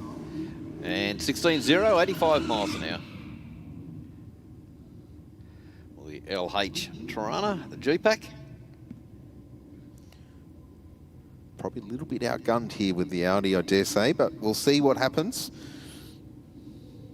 I think the Audi's going to have the launch, or not. No, the Tirana gets away first. The Audi picked up a 10th by the 60th, right, or not quite. No, I was wrong by a long shot. Stop grinning, Mark. 11-1, 129 miles an hour for the Tirana. Yeah, it didn't look back. 11.80 for the Audi.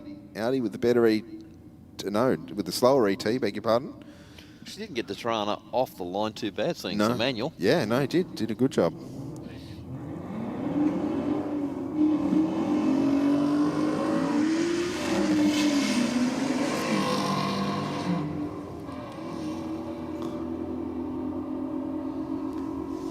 Mustang goes through 13.3 at 111 miles an hour.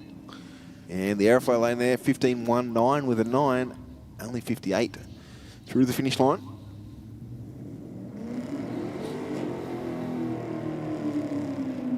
Keeping in mind 60 mile an hour is pretty close to 100 k's an hour. Yep. Well, Audi down in the Rocket lane.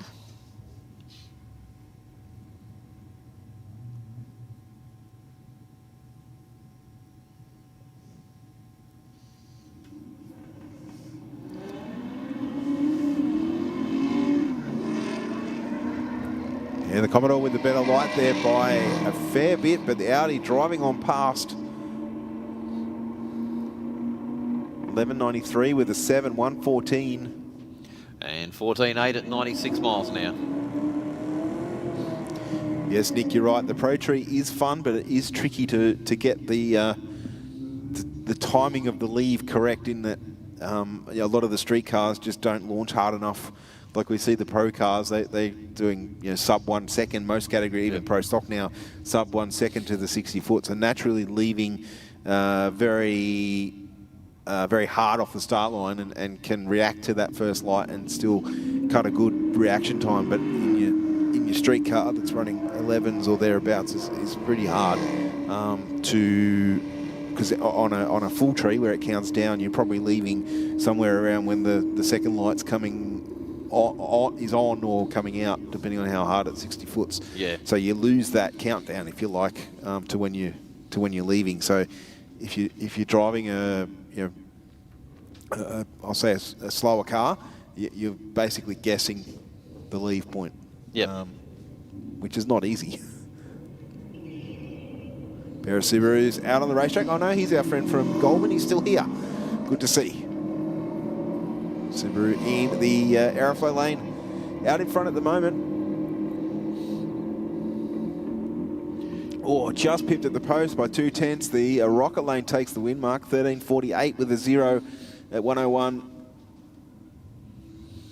And 14.4 at 99 miles an hour. Well, one of the guy in the Subaru is happy with the performance of his car. Oh, very aggressive on the 1-2 change. You're banging through the gears. Wow, look at it go at the top end. 125 mile an hour, 11.73 with a 1. Went 2.02 to the 60. And 15.7 at 93 miles an hour for the Rocket Lane.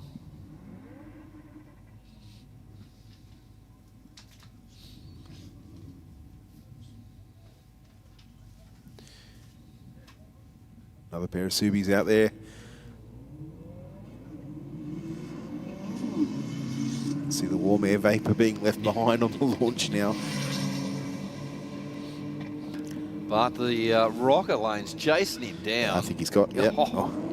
13.5 at 113 miles an hour to a 14.1 at 96 miles an hour.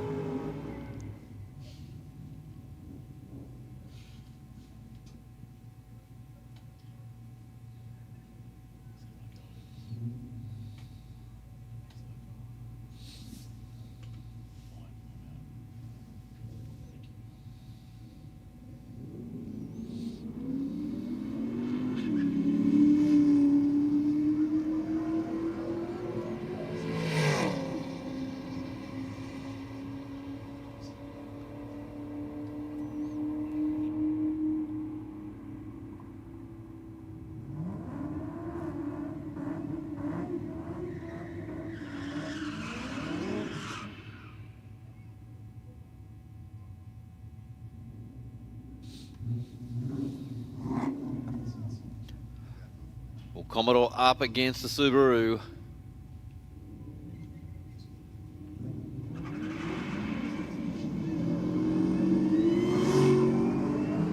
You hear that whine of the supercharger.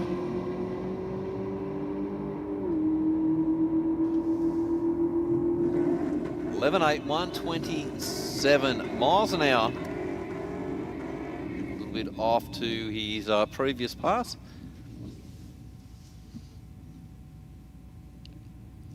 Pair of Holden products down there. The VS Commodore against the Gemini. Yeah, the Commodore out in front of the Gemini, I think, does all right. Got the P plate on there, little 4-cylinder on board, I'm guessing. Out there having some fun. The Commodore a little bit quicker here, 14.21 with an 8, 120 mile an hour.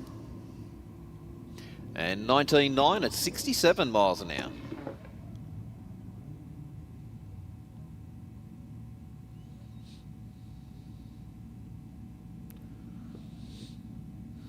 Another pair of Subarus down there on the start line. Good mix of models here. There's a bit of everything, actually. Yeah. The My 99 all the way up to the current spec.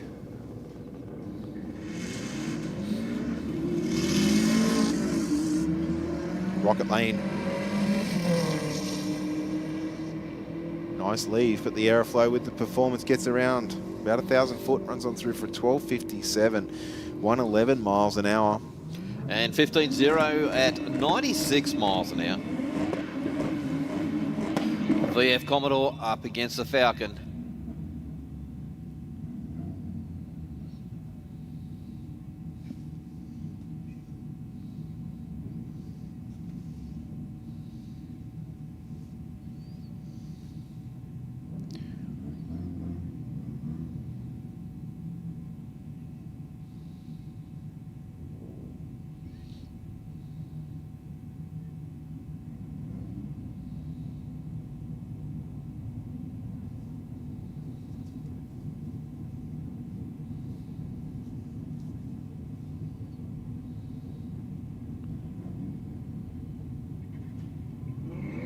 Not a bad light from the Rocket Lane there, Mark. 778. Yeah, quite a good light, really. Aeroflow Lane coming home strong, though. 129 mile an hour. 11.40. 129. And a 12.8 at 98 miles an hour. And the car jumped on the brakes a bit earlier. Yep.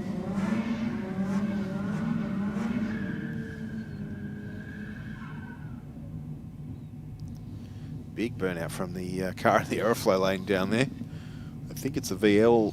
Yes, I can see the twin tail lights in the fog, so to speak, taking on the S15. Sylvia with the better light and is out in front at the moment. I don't think the VL is going to catch him.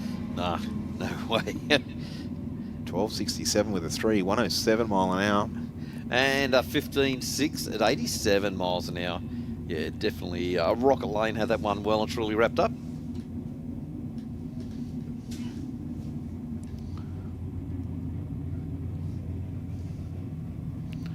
So they're making similar speed to the Escort, so I'm wondering if I was a bit more aggressive, whether I'd run similar times there. Yeah, quite possible. Sylvia probably slightly more aero efficient, and well, I dare say my car probably a little bit lighter. Just need to be a bit more aggressive, I think.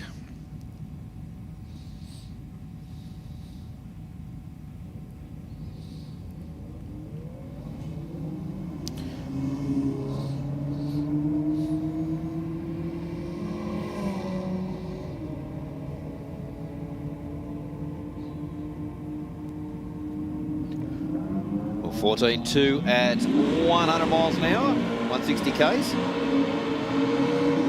And 15.2 at 97 miles an hour.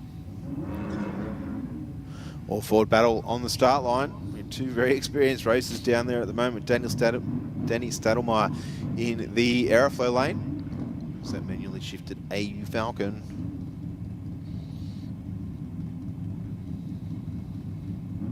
Taking on Ross Bilby over there in the Rocket lane. 272 for Danny. Nice touch for him. But what you expect, the big Falcon has just romped through. 9.8, 135 miles an hour. Tell you what, it's not too far off what it was running in the Cortina. What was he running in the 9.6s, wasn't he? Yeah. From memory. Keep in mind, that's been a while since we've seen the Cortina too.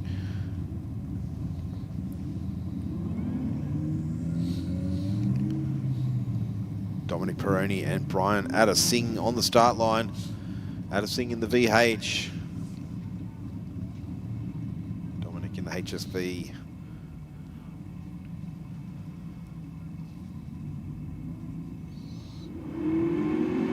Brian with a much better ride. 336 on the Pro Tree. Out and gone, but I think the horsepower will come around shortly. He's keeping on. No, he did get there. Dominic on the brakes. 10.78 with a 4, 125 mile an hour for Adesing in the Rocket. And 11.4 at 91 miles an hour. He's actually been backing out of that pretty early.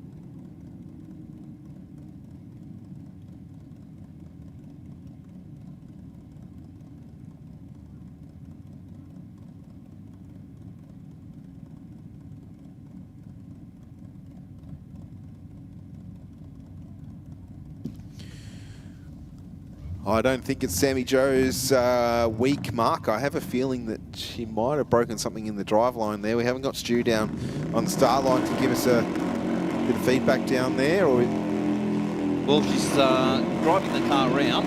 Yeah, okay. So, yeah, whatever's happened mightn't be too bad.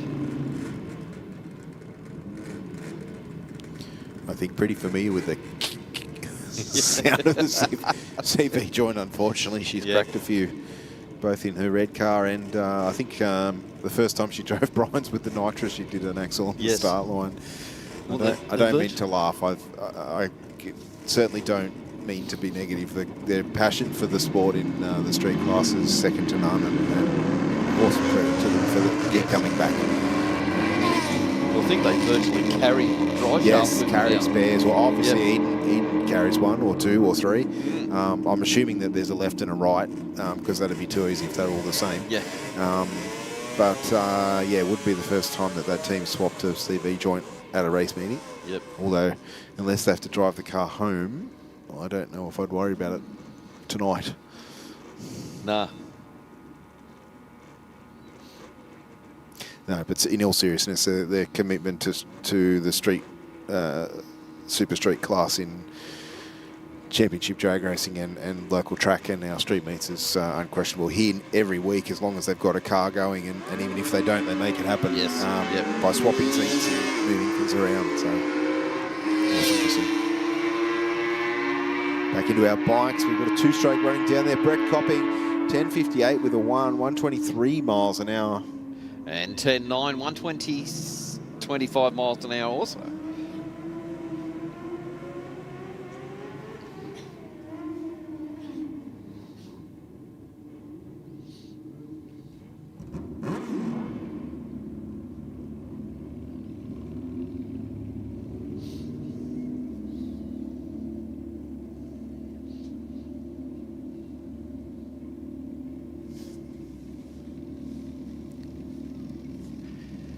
Our riders just bring into full stage. And Shane Copping leading the start line with a 6:43.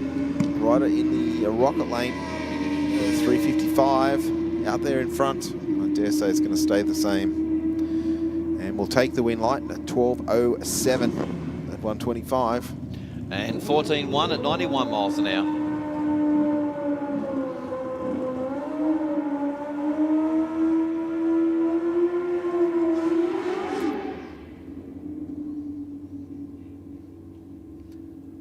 Strong burnout from the rocket lane.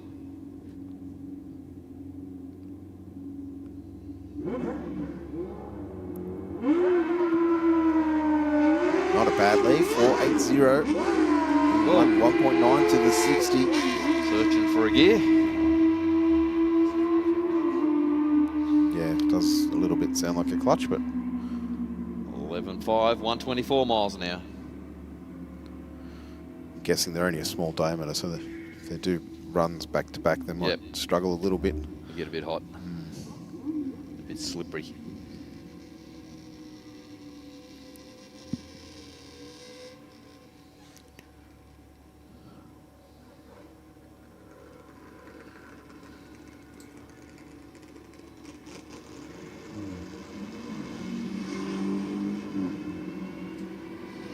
Ooh, 003 for the racer in the Aeroflow lane. Oh, had a crack for sure. Nice. Just on the red side. Runs on through for 15.99. And 10.4 at 135 miles an hour. Yep.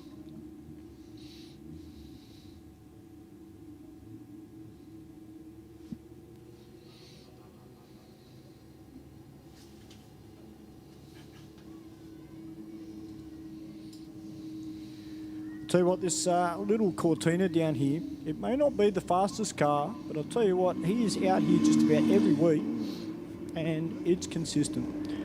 So it just goes to show, ladies and gentlemen, you don't have to have the fastest car. He's out here having a lot of fun. It's great to see a lot of first-timers that made their way out tonight for our boxer night here at Aeroflow Race for Real. 16.24 with a 4 will take it, Mark. The trusty Cordy taking the win. And 10.9 at 130 miles an hour. Early 90s Corolla down there on the start line.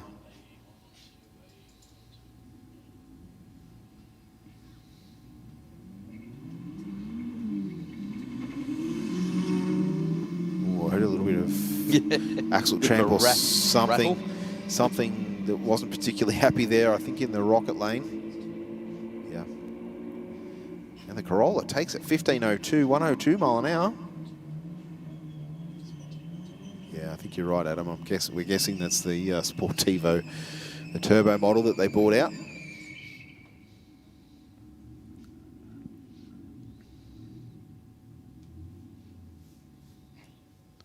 Little echo down there in the Aeroflow lane. The VW over in the rocket lane.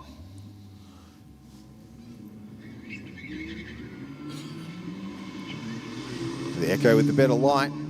7.11 on the tree. Golf horsepower and drive getting away from there. And a 12.14. 112 mile an hour. And 17.5 at 79 miles an hour. Oh, wow, that was a big backfire from the Crackle Pop tune, I think. Wonder how long the muffler lasts. Probably not long.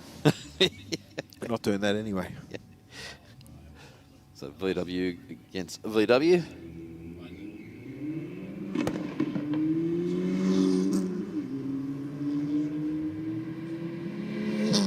.736 on the tree for the Aeroflow lane. To an 8.09, pretty even race. I think the Aeroflow lane will take it. 14.75, 92 mile an hour. And 15.0 at 94 miles an hour.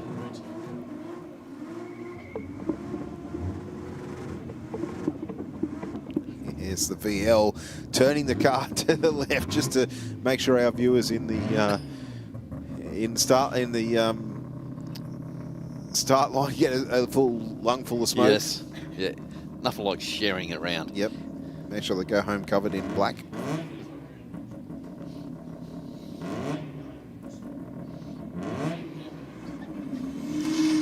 VL just moving round. The Pulsar with the better light, but out horsepowered by a long way. 11.81 with an 8. 130 mile an hour. And 16.5 at 86 miles an hour.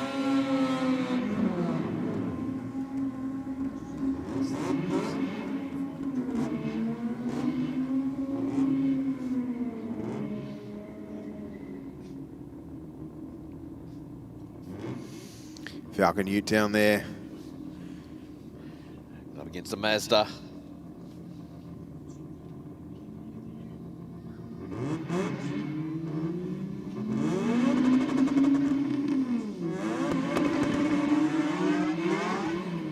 Up on the two-step on the launch for the Mazda.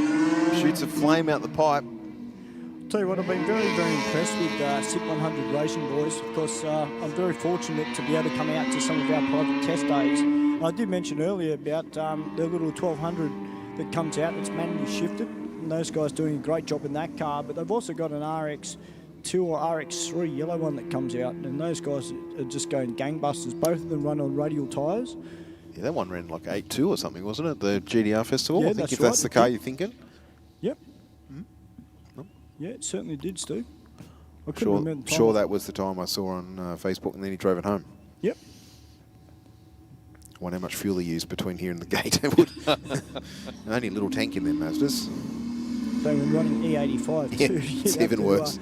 Top it up, but no, that workshop really come in leaps and bounds in the last probably 8-10 months. SIC 100 Racing doing a great job. It's great to see one of their cars out here representing the workshop. Golf wagon down there. I need to learn your sign language, Adam. 10? He's hoping for a 10. Okay, Adam's tipping a 10.9 from the Golf R wagon down there in the Aeroflow lane. It's up against the Falcon.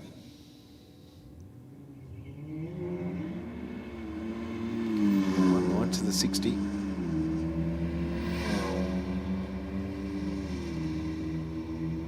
Straight down the centre of the lane, 11.14, not too far off, Adam. I didn't hear it come up on the launch control. 14.5 at 95 miles an hour.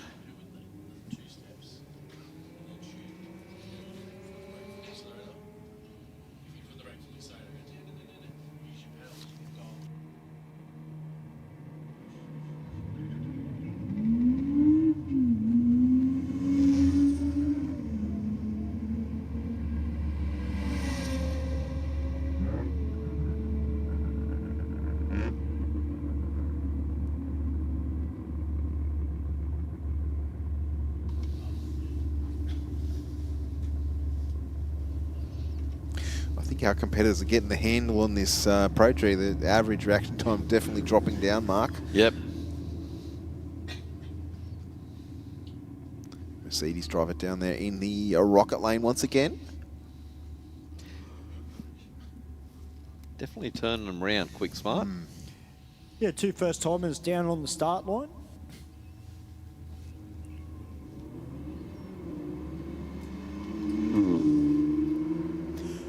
Mercedes with a slightly better reaction time, but ET-wise, they're pretty much locked together. The rocket lane just out in front. I think the Aero's going to take it. 14.10 with a 4.98 mile an hour. And 14.4, 94 miles an hour. Only a tenth across the finish line. Got the Fairlane up against Victor's big American car. There was a race in fuel that was decided by, I think, 71 thousandths of a second. The geek in me gets on Google, distance over time calculator. That 71 thousandths at 311 mile an hour, I think it was like a metre. That's the gap. So not much, but obviously the faster it goes, the bigger the gap. Yeah. It's just shy of a metre, like 0.98 or something. 11.2, 118. To a 15.4 at 90 miles an hour. That's a Monte Carlo, isn't it? Victor's car. I think so, yes. Yes. Chevy Monte Carlo. Cruiser. With a big block. Big cruiser. That's like arm on the windowsill. Big cruiser, big horsepower. Yes. The utility away first. But the Hyundai gobbles him up before half track. By a long way before half track. And runs on through 12.84 with an 8.112 mile an hour. And 18.1 at 79 miles an hour.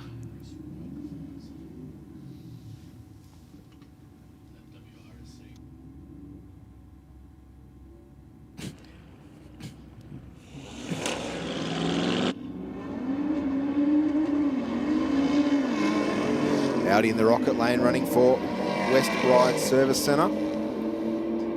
I'll tell you what, he's got his work cut out for him. Just holds him out by a tenth across the finish line. Mark 11.08 with a 2.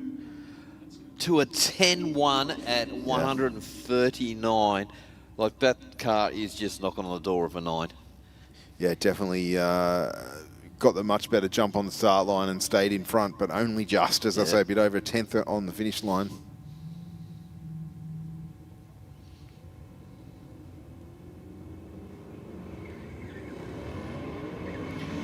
Both these cars have run into the 10s.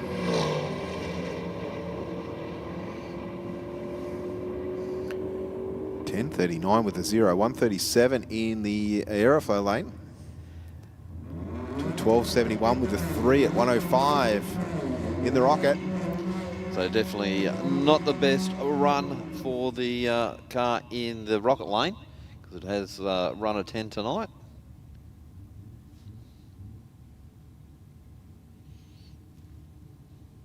I'll tell you what, boys, that FDL wagon, it's got a new set of rims on it. They look sensational. As Slow Wagon comes off the line now, a little bit of wheel spin off the line.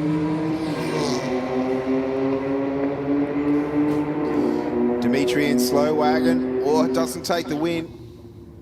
Dropped 4/10 on the start line. Didn't quite make it up. Car in the Aeroflow lane, they're getting there first.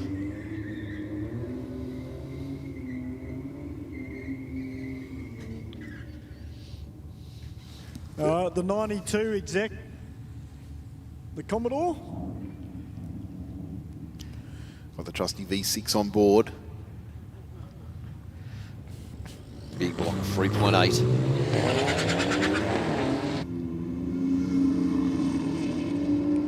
2.4 to the 60.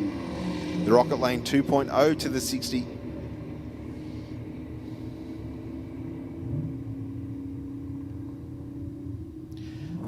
$16.0 at 84 miles an hour. To a 12.62 with a 4 at 110 in the Rocket Lane. Mustang up against the RX-7. The RX-7 running down a number of passes here tonight, probably 5 or 6. This will be a good pass. The Mustangs run the best of a 13.3. I think the RX-7 run a 10. Yeah, low 10, I think. Yeah. The previous best that the timing system is now showing, I think there may have been a missed gear in there or something, because a 10.57 with an 8, 136 mile an hour. And 13.3 at 112 miles an hour. Actually, on the subject of Mustangs, boys. Yes. I was on Facebook this morning, and David Wall, who is quite well known through the motorsport community, he's actually overseas at the moment, going to be racing a Mustang. And Andrew Madecki has also got behind a dark horse Mustang as well. There'll be another driver having a crack at that at Le Mans. Now, there's two names I haven't heard for a long time. 10.78 with a 2 will take it, Mark. 131 miles an hour. And 13.2 at 104 miles an hour. That's a great pass for that Trana. Pretty well Boys, sorted. got to battle the Dan Performance Subarus. We've got the old school up against the new school. I think the old school's going to get it. Or mock it. Yeah, I think you're right. Oh no. Subaru just comes on so strong top end. Didn't get quite the launch that he's had the previous runs. On the brakes there, 10.89 with a 7, 118 mile an hour at the top end. And a 14.3 at 99 miles an hour. Just want to say a big thank you to all our boxer drivers that have come out tonight to support our boxer theme night here at Aeroflow Race Field. It's so great to see a whole heap of Subarus come out and strut their stuff on the quarter mile. And certainly some nice looking street cars. It's an absolute credit to these owners to come out, race these four-wheel drive vehicles and give them hell and then drive them home. Hopefully some of them are all part of a group. They might be able to cruise somewhere after they finish here at the track together and go grab something to eat. We encourage all car groups to make their way out here to Sydney Dragway. Yep, if it's not a theme night, we'll definitely get in touch with the track. If you've got enough cars that are wanting to come along, we can put you in a lane so you race each other throughout the night. Just a matter of contacting our admin during office hours and say, well, I'm from the XYZ club and I want to bring so many cars out. We'll do our best to accommodate you. 13.92 with a 4 at 101. In the Aeroflow lane there. The S Commodore in the Rocket lane up against the Gemini.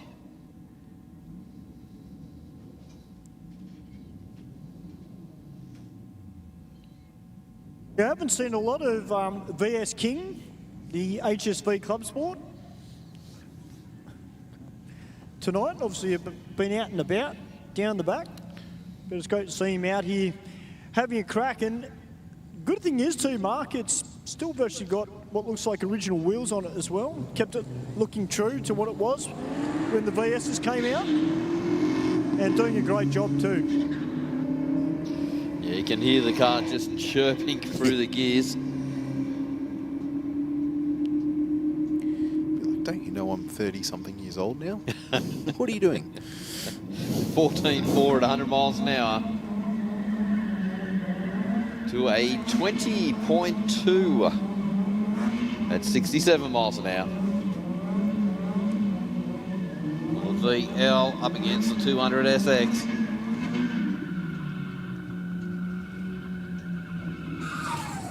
We got two Nissan-powered vehicles about to go head-to-head. The Sylvia up against the VL. It's next. The crowd down there still very vocal for this time of night. Great to see. VL once again drowning the start line area with smoke. We're going to be smoked out for a minute. We're just going to have to look at the timers. Nissan just opening up the gap top end. 13.0, 112 miles an hour to a 15.4 at 87 miles an hour. Yeah, I think something going away with the VL there in the Aeroflow lane, Mark. Yep.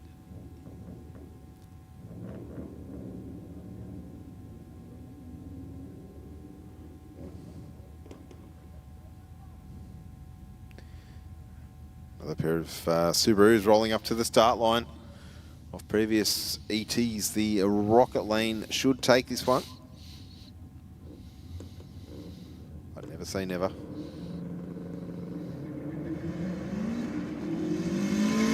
Not a bad line out of the Rocket Lane. 685. Yeah, a bit of a hesitation from the Aeroflow lane off the line. You're going to cop it.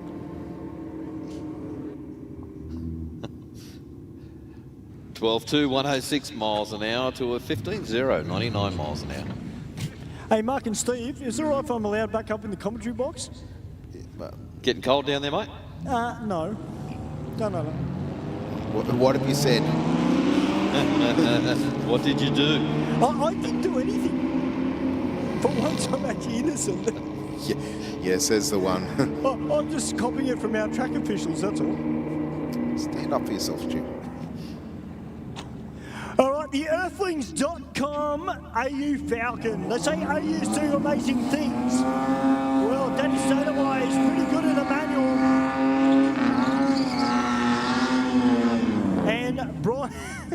And Brian out there now in the VH. Of course, from Dialed In Racing, it's got to be one of the loudest AUs, six-cylinder AUs I've heard for a while. Does have a very distinct note, doesn't it? Probably an open pipe there as well.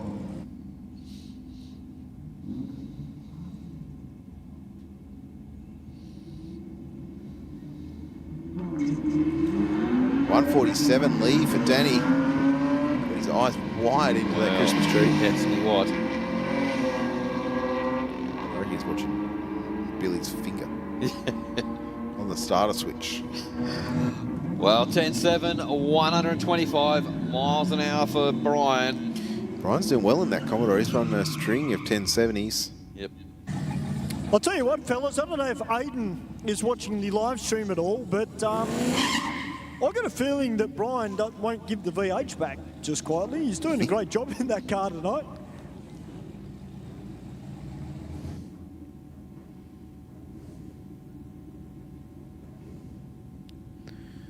Eden in the Rocket Lane down there. And utility. Oh, a little bit of wheel spin and a bog, but looks like some issues for Dominic in the Aeroflow lane. Yeah, that thing just left the line and then just blew the tyres clean off it. Look at what Eden's done though. 987 with an 8, 153 miles an hour. Big miles an hour. Yeah. It's much quicker. It's 4/10 faster than his previous run. Yep. In Pro Tree, that is. Well, moving back into the bikes again.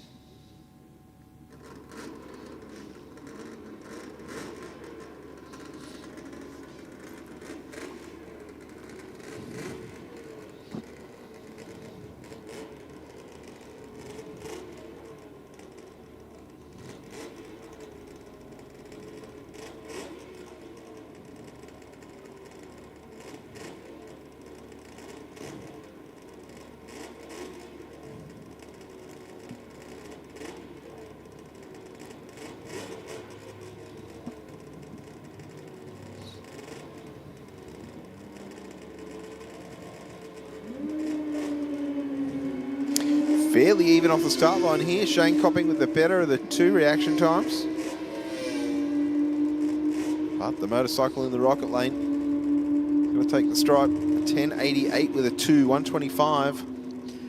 And 14.0 at 93 miles an hour.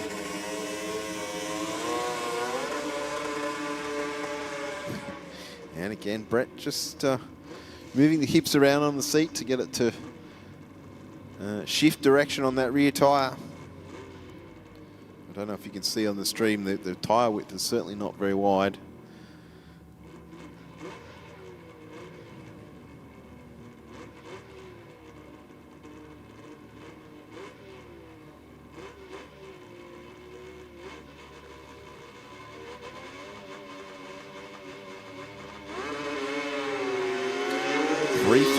The light for Brett Copping on this run. 1.61 in the 60. 10.4. Yeah, wow. It's dropped 1.3 tenths off, 1.4 tenths off his previous best in Pro Tree tonight. You can see now that the smoke is definitely being held down by the atmosphere. Quite got the blanket effect yet, but it's probably not too far away.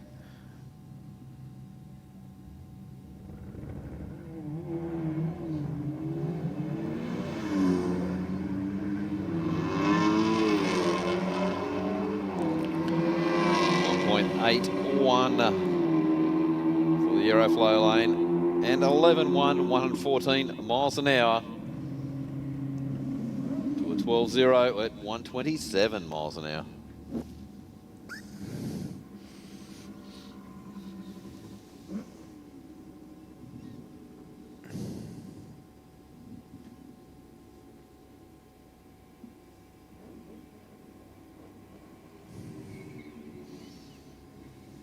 Muscat went for it.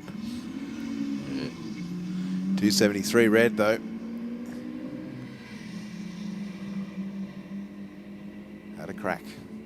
887 in the rocket lane. And the Mini holds it out through the finish line by only 0.02 of a second. One of our closest races across the finish line tonight.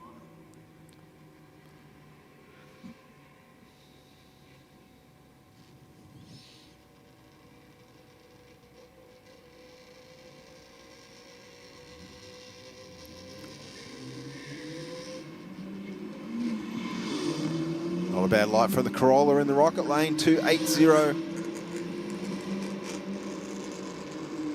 17, 1.78 to the 60, and crosses a line 12.0, 110 miles an hour to a 15.1 for the rocket lane.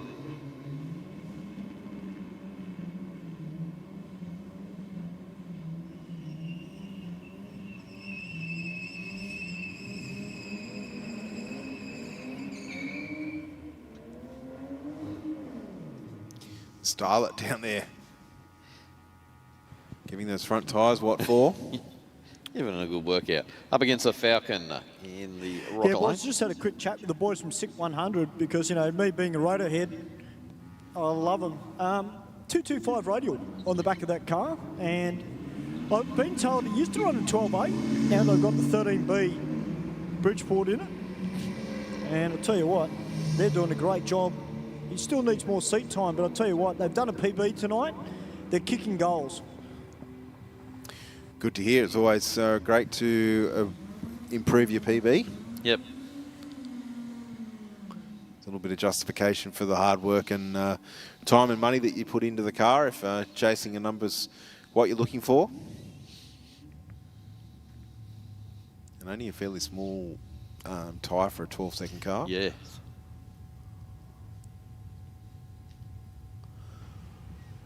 Nice to see a Ute out here tonight doing its thing, the Isuzu D-Max. The big 3-litre turbo diesel.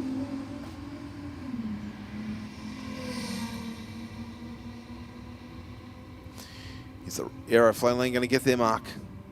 Oh, no. Looks closer than that.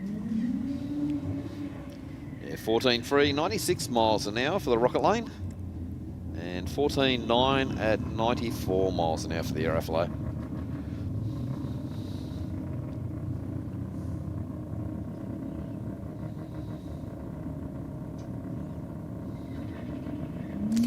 Well, pretty even off the tree, the Ute with the better reaction time here.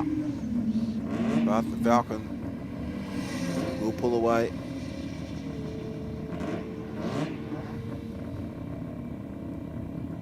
.14.09 with a 5.98 mile an hour. And 16.8 at 80 miles an hour.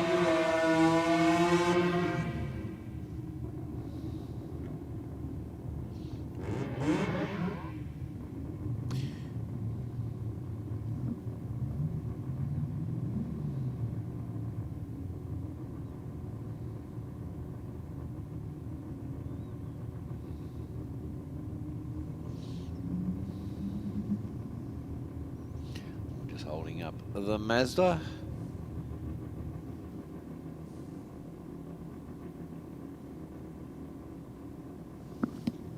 Okay, I think problem with the Mercedes, isn't it? I think it's a BMW down there, Mark. Oh, I is think. it? Yeah. Yep.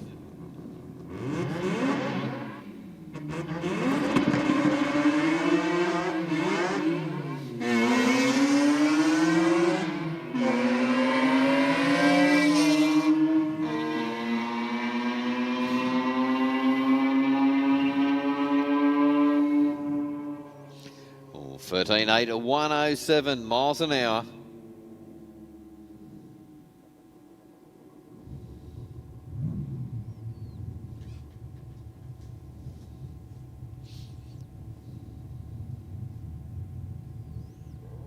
Well, fitting way to finish Aeroflow race for real tonight, boys. We've got the G-Pack Tirana. That'll be the last car.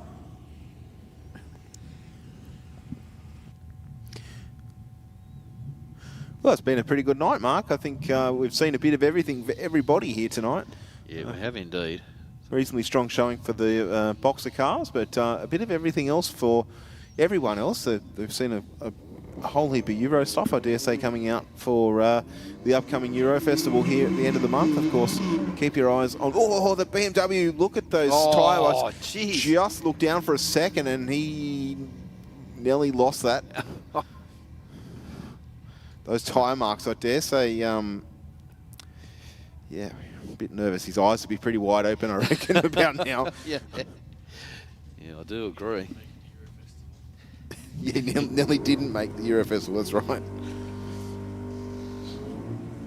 Of course, if you are spinning the wheels, there's no point staying in the throttle. No, it's a perfect example of why you don't stay in it. Yeah. You become a passenger. Yeah, that's it. Those tyres grip when you back off, and then it's all too late by then. This is our last car, as Stewie said, the G-Pack Tirana. Done a number of good runs here tonight. Not chasing a light, but I dare say chasing a number. Manually shifted, 1.7 to the 60, and I think rolled out of the throttle. So it's run the best of a 10.7 tonight. Yep. So had a really good night from that car. All right, ladies and gentlemen, thank you very much for your attendance tonight as spectators here at the track and spectators, viewers on the live stream. Don't forget to check out the Sydney Euro Motor Festival here on the 28th of June. Is only a couple of weeks away. Jump online, grab your tickets early, scan the QR codes, check out the track's website for all of our upcoming events, which Mark and I tried to get through earlier tonight. There is a bunch of stuff coming up. Some stuff a little bit different left of field. Yes, the truck indeed. racing in a couple of weeks, the four-wheel drive nights, the Euro Festival, the all-4 day racing on the 26th. The Cars Under the Stars show event with the drones.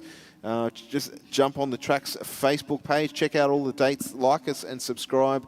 Follow us on YouTube as well. You'll get the notification that the stream is about to play. Of course, we do try to stream every event here at Sydney Dragway, and like to bring the commentary and the racing action to people at home that can't make the venue.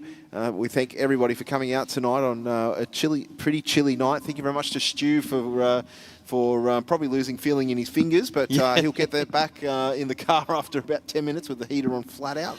Done a great job down there, and all our track crew. Yep. And yourself, Steve. Thank you, Adam. Great night from all. Have a safe trip home. Yeah.